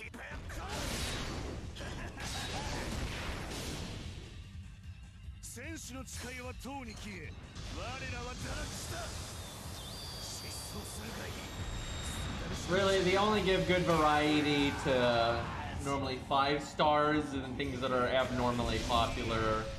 It's not common. Because like, since the beginning of the game, we randomly had some units that have a lot of variety in their ascensions, but the majority don't, right? So it's not... I don't think they're going to turn over a new leaf, and... like, they're not good about that kind of thing. Because you've got, on the one hand, you have Romulus, but on the other hand, you've got Odysseus, right? That we kind of always have that back and forth.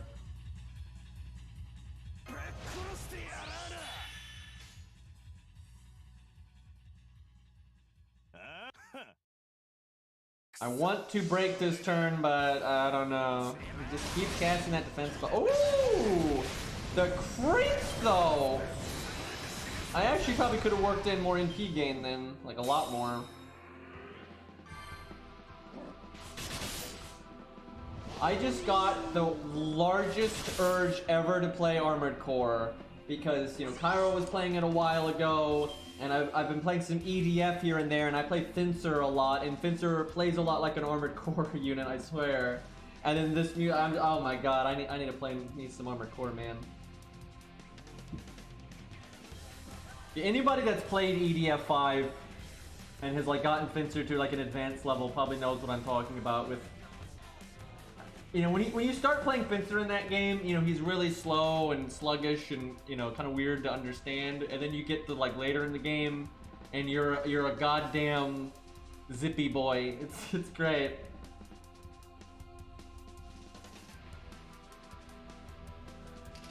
Okay.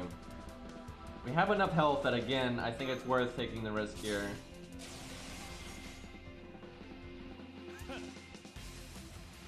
Can I get away with quick? Ugh, I want to do it.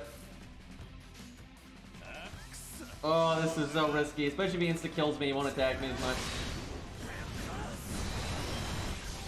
Yeah, he can do it. You do need a bit of luck, though. You're not gonna do it if so many things go wrong. You know, like your taunt turns are bad, if you know, the hit counts of Lobo are bad, if you don't crit enough. Like, there's absolutely variance in him soloing this, but it is certainly possible for him to do it. And now, what his win rate would be if you play because I'm just now starting to home in on how to play perfectly, right? It normally takes a minute. Once you figure out how to play perfectly and you figure out what the best command codes are and everything, I'm not sure what his win rate would be. I'm kind of feeling like it'd be 50-50. That's kind of what it looks like. Okay. Let's see.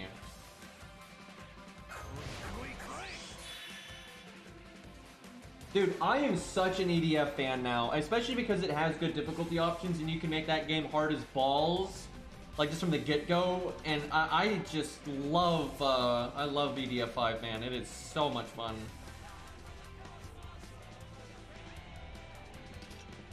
Yeah, I've become like a massive fan of that series now, so I hope, I know they're making EDF 6 and I hope it ends up being good. Hey, Arjuna, fucking 33 months, man. Damn. Okay, let's see. We have our buffs. So definitely that. I think we'll do it like this.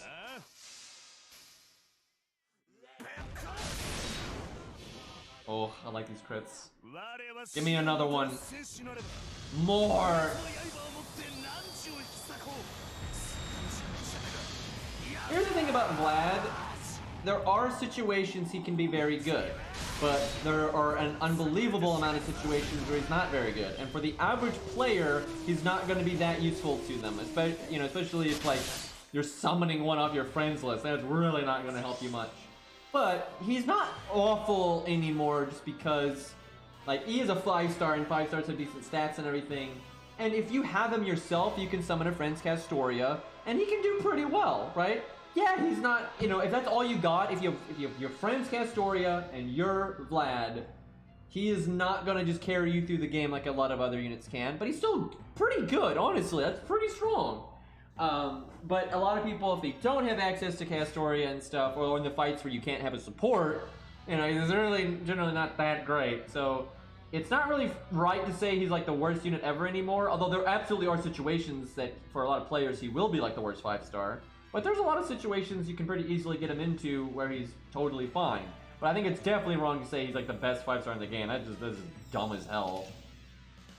And he's wrecking it this time. So we've had a bit of good RNG on this one. Not much bad RNG. The beginning could have gone better. We could have like got our NP when our taunts died and things like that. So this has not been like, oh my god, perfect RNG, but it has been really good RNG. Pretty easily we could have had Guts go off last turn. So I'd have to invulnerability to live this turn, right? So we'd be cutting it a lot closer. But, so I feel like his win rate here is probably 50-50-ish. Maybe higher than 50-50, maybe 60-40. But it's definitely in the 50-50-ish range, which is honestly, considering how fucked up this stage is to do with a night class, or most classes at all, it's pretty good. Yeah, we're not gonna do any damage this turn. This is pretty much like before, where you might as well go for the NP gain. That's what we didn't do last time. And we have the battery, so might as well. Because when he has double defense up, even though we can remove a defense buff, only the last card will do any damage. But it won't even do that much damage, so. But this is why we could lose, because we might fail to get our NP, even with us doing Art Quick. And then we could have already lost Guts, and that means we would probably lose. Well, not necessarily. We could potentially kill with normal cards. Like, if we were a turn behind, which we could be, we could still potentially win right now. Even if we didn't get our NP. Which, oh joy, we didn't. I guess we can find out, right? So if we can win this turn without our NP, we could have won even if we'd already lost Guts. Although, it's kind of obvious that we could win right now. It's up to RNG. So that's what I'm saying. It's a little shaky. Because if we crit here, we win. If we don't crit at all, we probably lose. We are favored to crit here, though. So, again, there is variance throughout this, but... Alright, so I guess we do that. Wait, this run, though, we win no matter what. No matter what, we're going to win here. But, because we still have our invulnerability. But, like I said, we could have... Alright, we win. We only needed, like, one crit, I think. And, hey, we got two. Alright, I'm gonna yeet the F here. Punch! Alright. I definitely think his win rate is over 50%. I'm not really sure where over 50, but I do think it's a bit over 50. So that's impressive. Not bad at all. You do need to play properly, though. You gotta figure that out. And also, there's definitely a chance that there are other things you could do to increase your win rate. Like I'm not necessarily using the right Mystic Code and CE and blah blah blah blah. Right? So there are ways that you could potentially improve on that. But the way I always had that set up, that was about 50 to 60% win rate, I think. Yeah, he's very good. He is so good. All right, let's do one more. Today's going to be a shorter stream because I want to do some stuff in real life today, and I've just been so behind today. I don't even know what's happening. I feel like the day just like vanished and I haven't done half the things I needed to do today. But let's do the twins because they're quite good too, and I am curious how they perform here.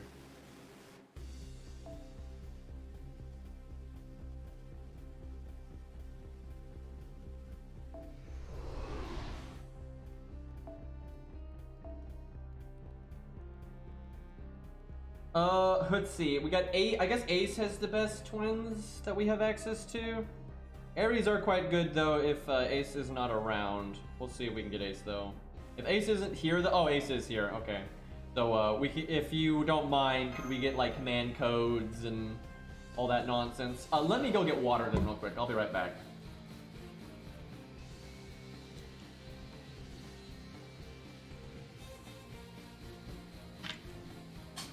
Oh god, my earbuds were stuck in my pocket!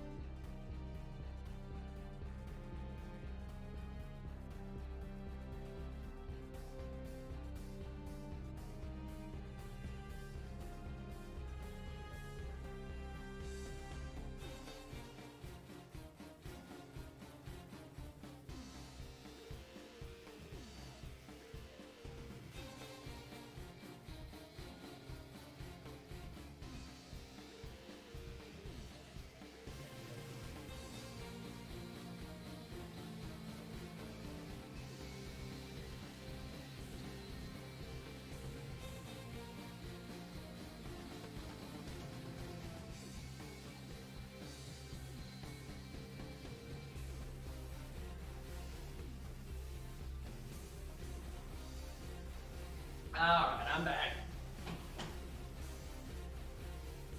Let's see what Ace has got for us.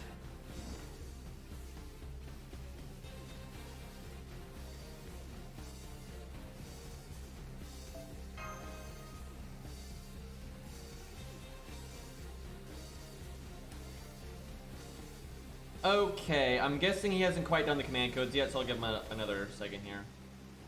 We're probably gonna want like the fence removal or the sure hit one or whatever. And let's see, this is what he thinks is best, but I'm assuming he hasn't switched them around yet.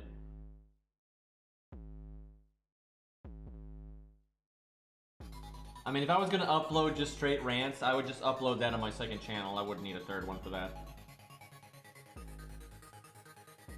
I really should put more stuff on my second channel. I've got all kinds of ideas for videos. It's the time, man, not enough time.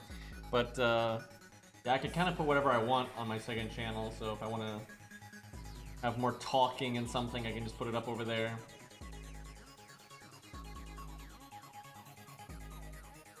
I'm so glad that they made that the PogChamp, because like I said it many times now, the only reason it was never used that much was because the name of the emote was too obscure, and it's such a good PogChamp emote. And that was like the meme when they removed the other PogChamp, everyone was like, rise up, right? And so it actually ended up winning, which is great. Although there were a few other PogChamps in there that I did really like, so...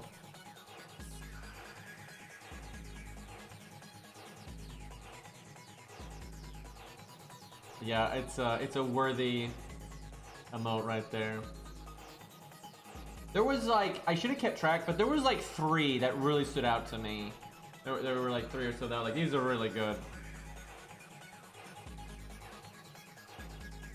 And yeah, the cartoon ones were pretty good too, actually. So yeah, there were plenty that were pretty good.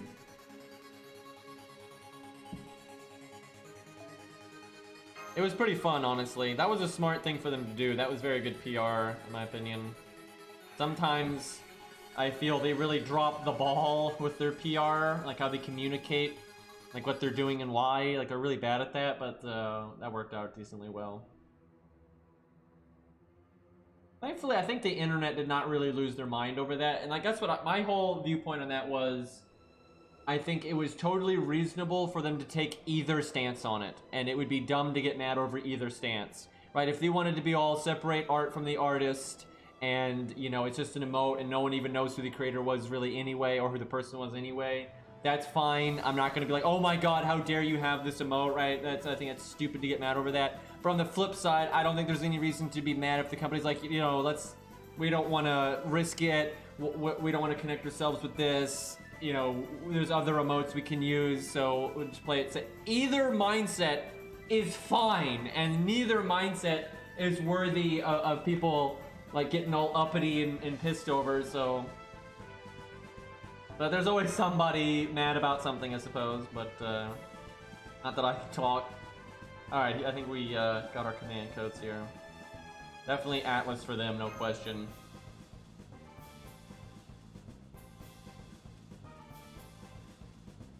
Yeah, they could have made a second emote or something where you could get like all the other pogs. That'd be cool.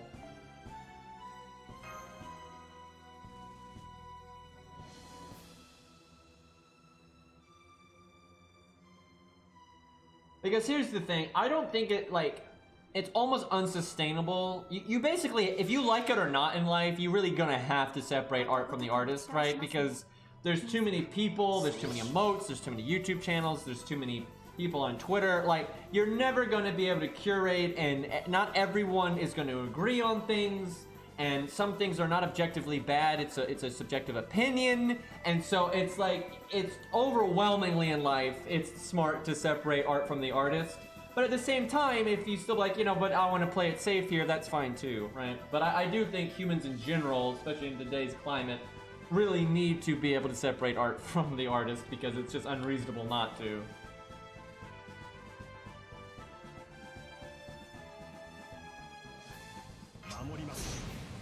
Some things though, I think that jades people, and this is definitely applied to me, and I've tried to snap myself out of it. Sometimes you get like down about things, but then you remember most, not all, but the overwhelming majority of people that send death threats, or, you know, like insult people's race, or, you know, most people like that, and then most people get all nitpicky and oh my god, you used, you know, this unit or that unit or what, you know. Most of that comes from kids, like teenagers, right?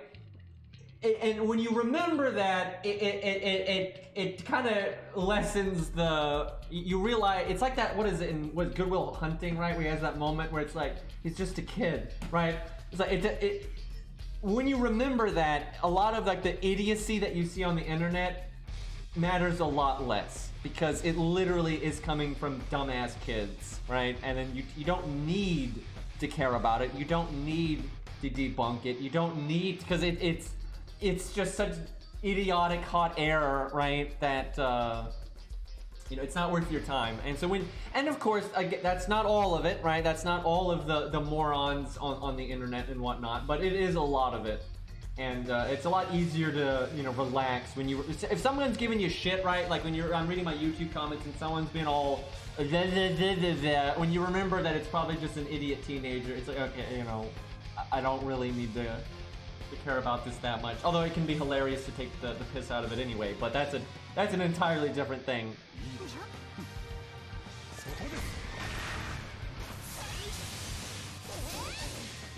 And that doesn't alleviate, you know, the responsibility of someone, you know, doing something as ridiculous as sending death threats or whatever. But from the people, you know, stressing out about it, it's, you know, it's a lot less meaningful when you realize that. Okay, when do I want to use their skill? Probably next turn. It's not like this is the ideal. Okay. I don't think I Art Buster quick, because I should get my NP the turn after. I'm not gonna get it like next turn, there's no way.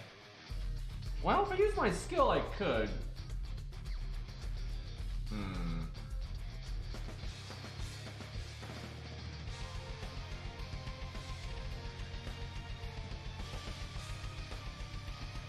Yeah, like for example, the FGO drama with Parvati, that was like 3 people and clearly either really just dumb or mentally deranged or whatever. It's not even remotely representative of the majority of the community or the majority of people. Now, a lot of people really did not like Parvati's design, but almost so few people actually shared that sentiment. But the ones that did are pieces of shit. But I said there's not a lot of reason to lose sleep over it when you realize the kind of person that behaves that way, they're not worthy of your time anyway. Man, so I can remove his defense buff and his evade, but I wouldn't do that much damage anyway. If anything, okay, I'll do this. It's probably not going to result in a Stinger NP in time, but this turn's going to suck no matter what I do. I mean, some people do like her design, but most people were just like, this barely looks like Sakura, and it actually looks like Boudica, which Parvati does look like Boudica, but I like Boudica more than Parvati, or more than Sakura anyway, so I don't care. Also, it's like, that's the art style of the artist, so it's kind of what you expect. If there's anyone to get mad at, and I don't think there's any reason to get mad over the situation, but if there's anyone to, I don't know, blame, or if you're not happy with their design, the reason it exists, is because they picked that artist. It's Type Moon picking that artist, and you might, and maybe reasonably so. It's just subjective, but I could understand if someone's like, I don't mind that artist, but because Sakura is such an established character and everything, I think they should have picked a different artist to kind of represent Sakura more like people expect. And that's a fair opinion, right? As long as you're not going totally moronic about it and like, oh my god, how dare they do this, right? I'd be like, I would have preferred if they had picked an artist that would have drawn Sakura, in a more typical, standardized art style, right? That's a totally fine opinion to have. It's completely subjective, it's totally fine, but I don't share that sentiment because I don't really care about Sakura anyway, so... But that's also just a subjective opinion, so... what am I gonna do here? Man, maybe I should have cast their skill last turn, even though I would have whiffed a turn of it. Having our MP right now is pretty big.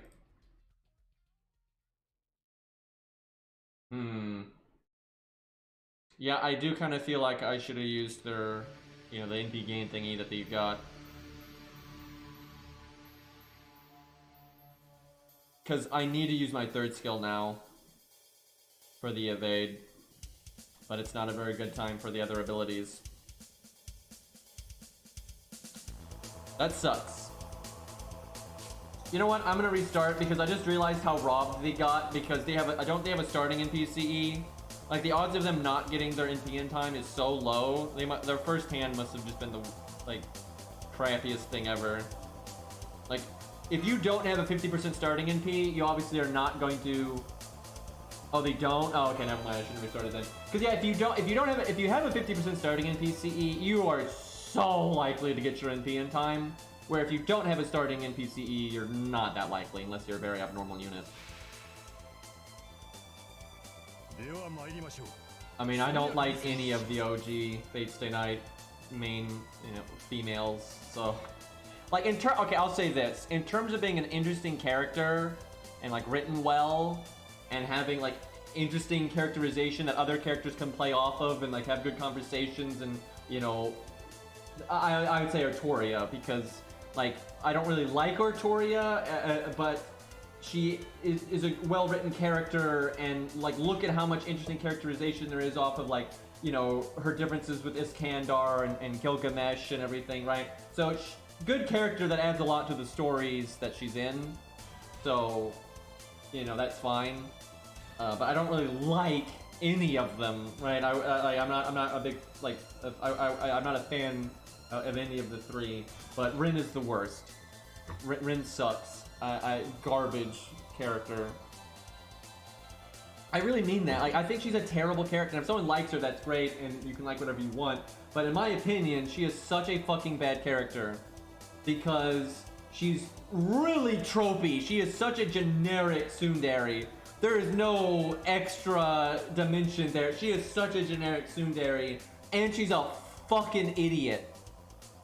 She's a fucking idiot to the point where it's she has to be bailed out by plot armor constantly because her decision making is so bad. And if it wasn't for plot armor, she would die so often throughout the different like Fate stories. And it's just obnoxious. So I don't like tsunderes to begin with. She's a really generic one, and then she's a fucking moron that gets bailed out by plot armor all the time. So it's like, there's nothing to like here for me, right? Like, I guess the voice actress does a really good job of sounding like a fucking idiot tsundere, so, you know, there you go. But it's not the voice actress's fault in any way. But yeah, I did not like that character at all. Like, I see no redeeming qualities there.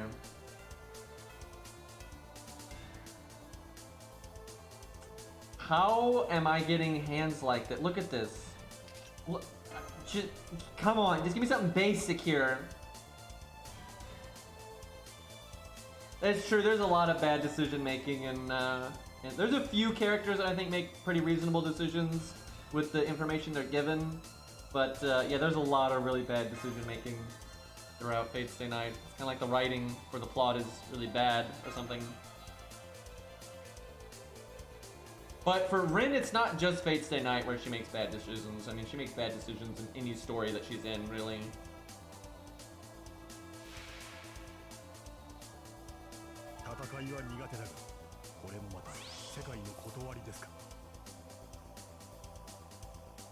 This is pretty shit too, but better than the other one.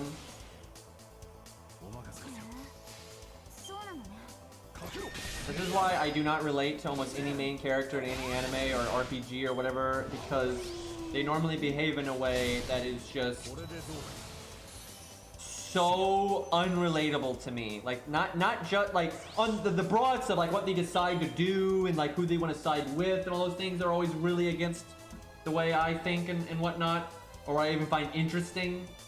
But then just the way they talk to like someone insulting them, or to a tsundere, or to whatever, is just like, not only do I not like relate to that or find it interesting, I normally disagree with it, am annoyed by it, and so it's like main characters are so rarely something that I enjoy in stories. I'm normally just like rolling my eyes at how. Okay, I'm not looking for some like god tier opening hands here, but these opening hands are so bad. I cannot stand when your second hand is trash because it's so likely to not be trash because there's only 2 units left and there's only, you know, 10 cards.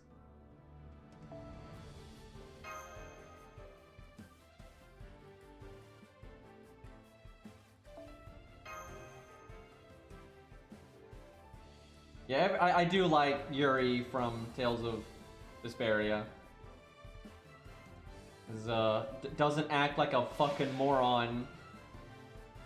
It's funny though, I see a lot of people that do not like Yuri because he's already like an adult and he's already got, you know, he's already matured enough to already know, like, he doesn't develop a lot, right? And that can be a problem in a story if you're trying to make like a coming of age story or something, but Tales of Vesperia is not trying to tell telling a coming of age story, right? And the story is more about Yuri, who's actually got his life fairly well together and is already fairly mature. Kind of his insights and interactions with the rest of the main cast, right? That's kind of like what they went with. And then just like his relation with Flynn and everything, which I actually think is super interesting. So overall, I think Vesperia worked really well. But if you do have a main character like him, that's not going to work for every story. Like, absolutely not.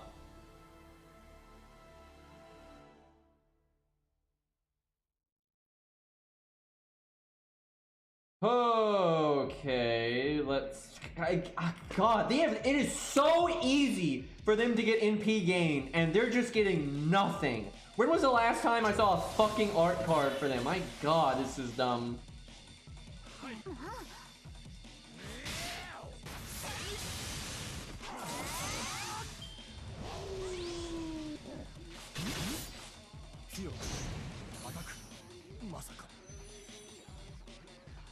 Oh, we have a starting in PCE. Thank fuck. That was getting really dumb.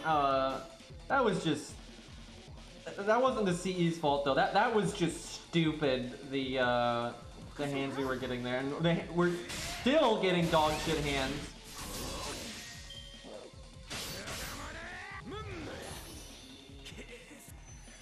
I mean, I like a lot of characters that I don't find relatable, but what you're looking for out of a character that's not relatable is completely different, right? And so, for example, like Zoggy in Tales of Vesperia again is not really relatable to me. I'm not actually a murderous psychopath, believe it or not. But he's interesting and he's unique, and you know he adds a nice monkey wrench element to things. So they didn't really get enough screen time, so it kind of hurt that. But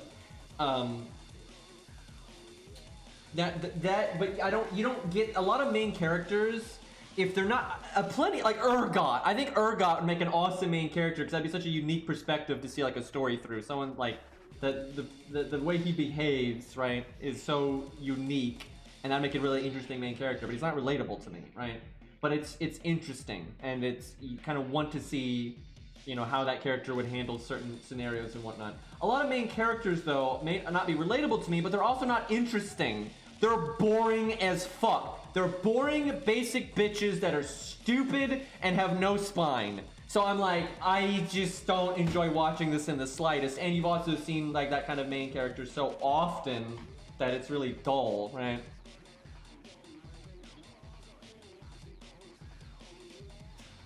Okay, so I'm restarting again. I cannot even fathom how bad this is going for them. This is ridiculous. Because like we got our MP and everything there, but like he cast the defensive at like the worst time, and like we hadn't really made any crits. Like just I don't need anything fancy. I just want a normal fucking start here. Jesus Christ. Yeah, there are loads of characters that are not relatable to most people, but they're still interesting and well written, and you can kind of, you know, that's a big thing that's fun about storytelling and books and movies and everything, is you can see things through a different perspective, right? And that's great. But I don't think anyone needs to see another, you know, self-insert basic bitch.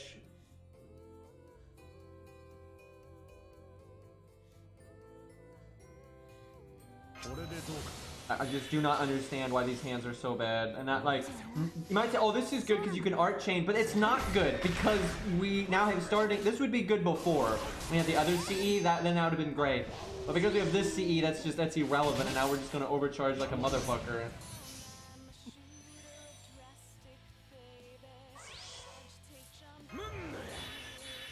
Now see, after like 30 attempts, that's a good hand right there. That's really good. It only took like 30 minutes.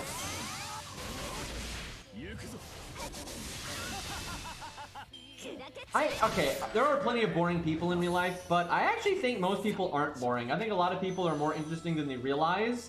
It's just when you talk to them and you meet someone in the library or you talk to them over an online game or whatever, people are afraid to actually talk about the things that are interesting, that they, like a lot of people are afraid to talk about their hobbies or their worldview, and it's because a lot of times when people disagree, they act like children, and they just can't be friends with somebody that has a different political view than them, or a different religion than them, or whatever, right? So most people only reveal the information about themselves that's really boring, but I actually think most humans are interesting as fuck. Like, I think if you can actually get people to talk about what they're actually passionate about, and like what their life experience has been, and what they think and why, most people are fascinating as hell. And you know, I can be very right, because I'm just a very passionate person, but I am truly not, I have no problems being friends with people that are very different from me. I have people, like I have friends that are all over the political and like religious spectrum, right? And it just doesn't bother me in the slightest. And then like when you really can talk to somebody and see why they whatever they think, it is so fascinating to understand. Because a lot of the times we get in these mindsets where we think anyone that's like different than us on like serious topics, we think they must be like evil or malicious or something. But that's almost never the case, right? Normally, you know, they have, you know, a logic to why they think, oh, this is scary, or this isn't scary, or this is a problem, or this isn't a problem, and why they feel that way is normally very interesting. And there's a lot more to it than just like politics and religion. You've got, you know, favorite foods and what they're afraid of and what they're not afraid of. And I think most humans are honestly very fascinating. It's just, it's very hard to get humans past that, you know, socially acceptable, you know, boring surface crap that we all like put the mask on of. most people have really interesting hobbies. They have they like certain stories for interesting reasons, or they're afraid of certain things for all kinds of that. It's awesome. Most humans are super interesting. It's just yet sadly, it is incredibly difficult to get people to and for good reason, by the way. It's hard to get people to go past that surface level kind of fake crap that we all do. The reason it's really difficult to get people to like open up or be honest about like their interests or what they're afraid of, or what political belief they have, or whatever, why they think that's the correct, or why they think it's this thing is bad or whatever. The reason it's hard to get people to get into that stuff is because society and our families and stuff normally will give you such a harsh backlash to being yourself that they're conditioned not to do that, because most people are going to generally, it doesn't matter, it literally doesn't matter what your belief is. It doesn't matter if you're conservative, progressive, in the middle, if you're religious, non-religious, if you're a vegan, if you're not a vegan, if you're afraid of this thing or that. It doesn't matter, whatever you are, there's enough people that disagree with that, and they will react so badly to you being that thing that you will be conditioned to just never bring that shit up, right? You'll never talk about anything meaningful at Thanksgiving dinner, because if you do, someone is going, it's going to turn into a shit fest, right? And this is so common in life, where when we interact with people, that if you're honest about literally anything interesting, somebody is going to hate you. Like, they're going to fucking hate you, right? And so you can kind of see why most people keep it all surface level and they only talk about the boring shit. Because yeah, that's the way the world is these days. Okay, let's see. He does not have his defense buff now.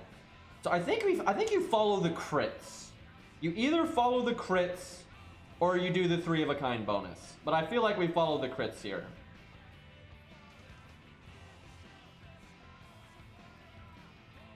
I totally agree with that, Ari. That is so left field. But and here's the thing. I've seen a lot of people say they don't want a normal Grail War because it's boring. But here's the thing. Most of what makes Fate good has nothing to do with, oh man, the Grail's going out of control. Oh man, we got, the Altered Servant.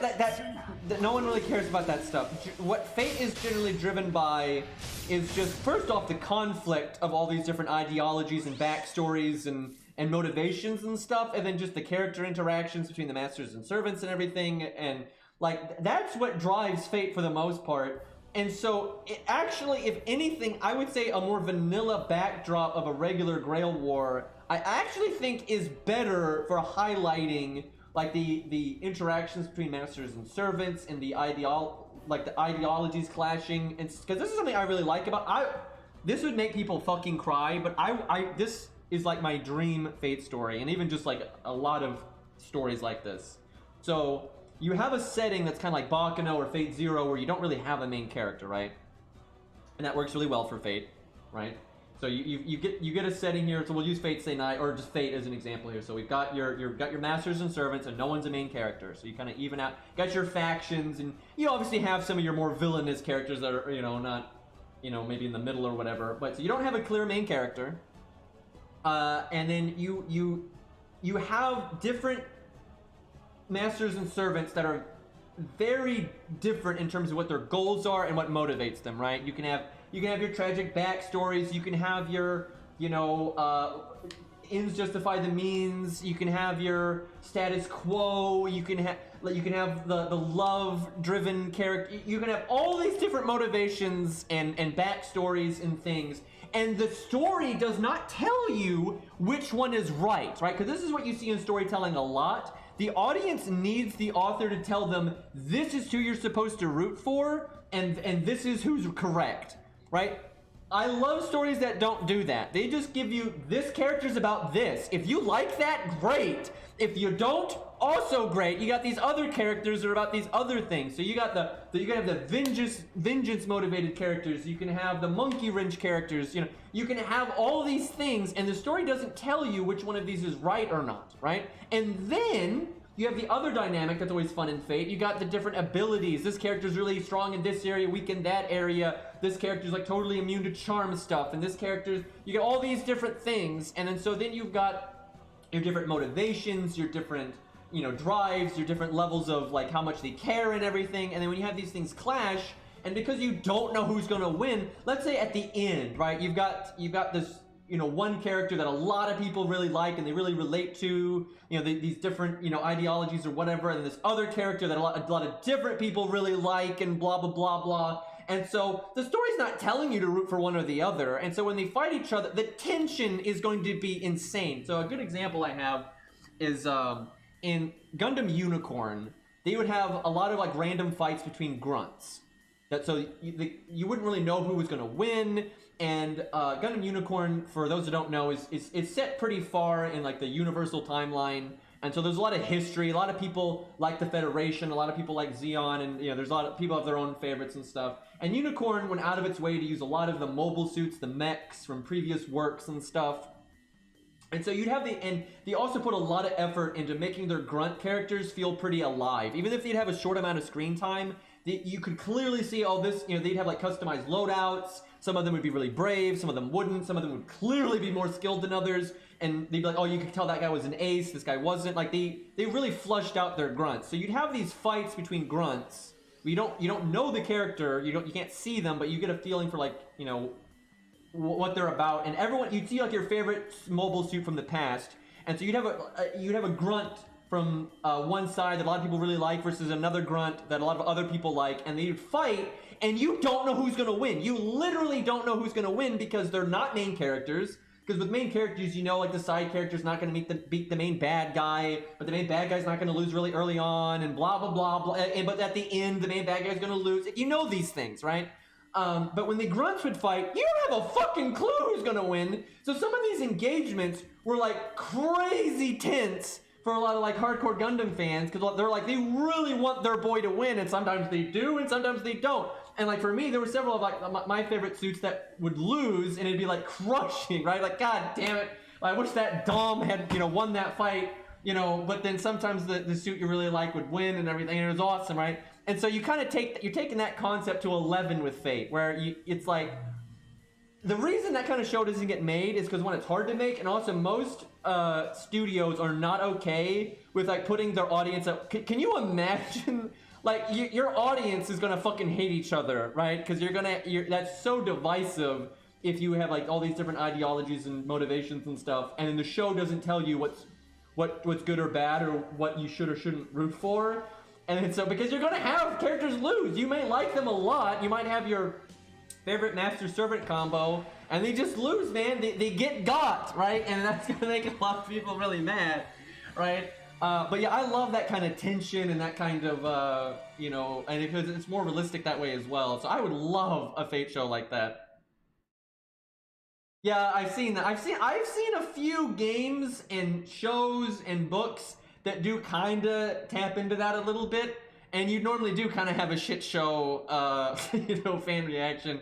But for the most part, people actually like it, I think, and it normally the thing normally does well because of it. So yeah, I would love Fate to do that. I would fucking love to do that. See that. Like, we're at 92%. They're so good at looping, and we're at 92%. That's where our CE is getting us, I think. Well, I guess we follow the crits again. So we'll do that. Yep, APOC could have been that, but it absolutely is not that. Not even close.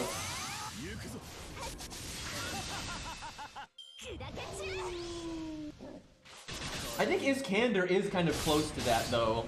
It's a little different in Fate Zero, because although Fate Zero doesn't exactly have a main character, it still's got some kind of generic story beats it has to hit. It does share its screen time and whatnot, but you can still kind of tell in advance who's going to win and whatnot. But although there are definitely some exceptions to that, especially for some of the side fights. But yeah, the Gilgamesh versus Iskander part is definitely, I think, something kind of comes close to that. But it's really hard hitting because of that. Because here's the thing: if you really like a character, so for example, let's say you've got your moment with, you know, this versus that. and so your, let's say, chunk of the player base or fan base or whatever has their favorite character with the motivations they like and everything, and they lose and they die horribly and it's all tragic and sad. That's still a really memorable thing when a character like Iskander's death is crazy memorable, right? So yeah, overall, I think it's really good storytelling to approach things that way. Now, it doesn't work for all stories, of course not, but yeah, Fate really is a great sandbox for that kind of thing, and I think it's such a waste of potential that they don't ever do more stuff like that. I probably should have used I think I messed up last turn where I used my command codes. See,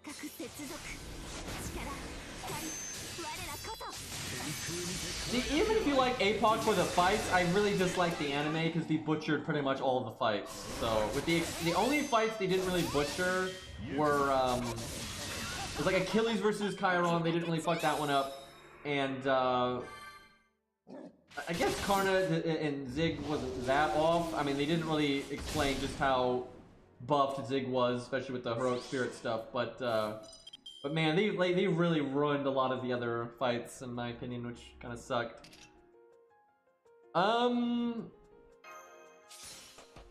I feel like they could be a lot farther along right now if just minor things were going differently right now. Oh my god, I have to cast this. It's just too much damage lost if I don't, which means we're not going to loop. Wait, no, that's not the one that has defense stat, or the defense. I need to do that one. Oh, that's bad.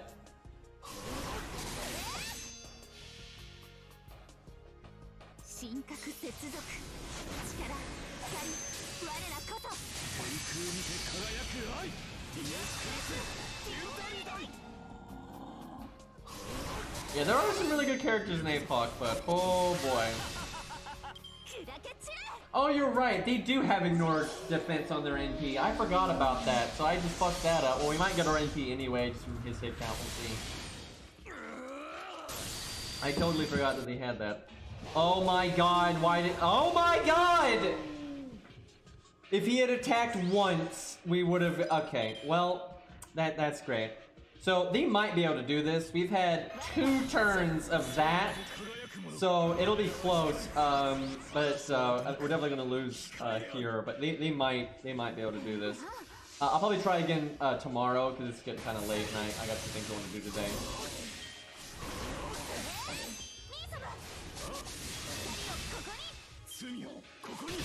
I actually think the APOC dub was pretty decent. Had some pretty good casting there. Like Mordred was good, and I can't think of anyone that was actually badly cast in English for that one. But I have not liked a lot of the casting though. I'm not a dub hater. I'm not. I think the English voice actors can do really good stuff. I've seen plenty of good English stuff, but I think a lot of the Fate dubs have not been very good, and a lot of it's not the voice actor's fault. A lot of it is the voice directing and the casting. I've always felt a lot of the casting for like Fate Zero and Unlimited Blade Works just wasn't very good. A lot of the voice actors are great, but the casting picks a lot of times just do not work for me. I think Dean St. Knight did pretty good picks and all that, but Lol Fate route, I think APOC was pretty good. Most of the other dubs for Fate I have not been a huge fan of. And again, not a dub hater, absolutely not, but a big thing that I think has hurt Fate dubs is they don't have the level of, what's the continuity, that's what I'm thinking of. The Japanese version of Fate has jumped through hoops over the years to have a decent amount of continuity with the voice acting, even though a lot of different companies have handled different projects for Fate. For the most part, they've done a good job of having good continuity with their voice acting, and I think that's been good because it gets people kind of... It makes the universe feel fleshed out and, you know, more actualized. Where the English side of things is just, even though they have different companies as well, just like the Japanese side of things, they have put no effort into continuity. And a lot of times, this is just an attitude I've seen a lot with dubbing and stuff, is so you'll have X company dub something, and then Y company dubs the same IP, and like, oh no, we don't owe them anything. We're not, you know, we can do our own thing. And they almost go out of their way to not stick to the continuity of what the other company had done. And that, I think, hurts them so badly, right? And so, you know, you've got Dean St. Knight where they go one way with the casting, and then you've got Fate Zero, which went a completely different direction with the casting. And, you know, it's not great. Like, that kind of, you know, issue, I think has really hurt the English side of Fate. I like a lot of the voice actors in the Fate Zero dub, but I think the casting is all off, and then a lot of the voice direction I think is pretty bad, but that's not really the voice actor's fault. Okay, boys, we'll wrap up there. Slightly shorter stream, but, you know, FGO is kind of slow these days. This is kind of just a daily event, really. It's just like do dailies. That's kind of all it is. But probably no bonus stream today because I want to do some stuff in real life. But we'll definitely do some Genshin soon. Besides, the longer I wait to do Genshin, the harder the tower defense mode will be, which is good. So, but thank you for hanging out. Hopefully we get some good stuff in FGO soon. What is next? Let me think. I guess we don't get the collab event normally. Isn't it at the end of April, right? So what the hell is next? I guess they could still rerun something. Because yeah, I thought most collabs are at the end of April, right? So I guess they could rerun a past collab. They could do. I guess they could do main story, guys. Right? Right? They could do Lost Belt 6, right? They're not gonna wait until the end of the year again. But oh god. Dude, does anyone think we're seriously not gonna see any main story until fucking like just way into the year, dude? Oh my god. Yeah, I could see them doing case files. Ugh, god. Anyway, alright boys. I will see you next time. Thank you for hanging out. I should raid somebody. I guess Cairo's not streaming anymore because everyone said I started streaming right as he ended, so can't do that. Oh, Phantom Guy's playing some FGO. We'll send some hype his way. I really cannot wait to see that guy do Lost Belt 5. That's gonna be entertaining. Alright, later everybody. Please don't put Lost Belt 6 in December. But we should have, that should be like Lost Belt 6-2, right? Because we know that's gonna be a thing.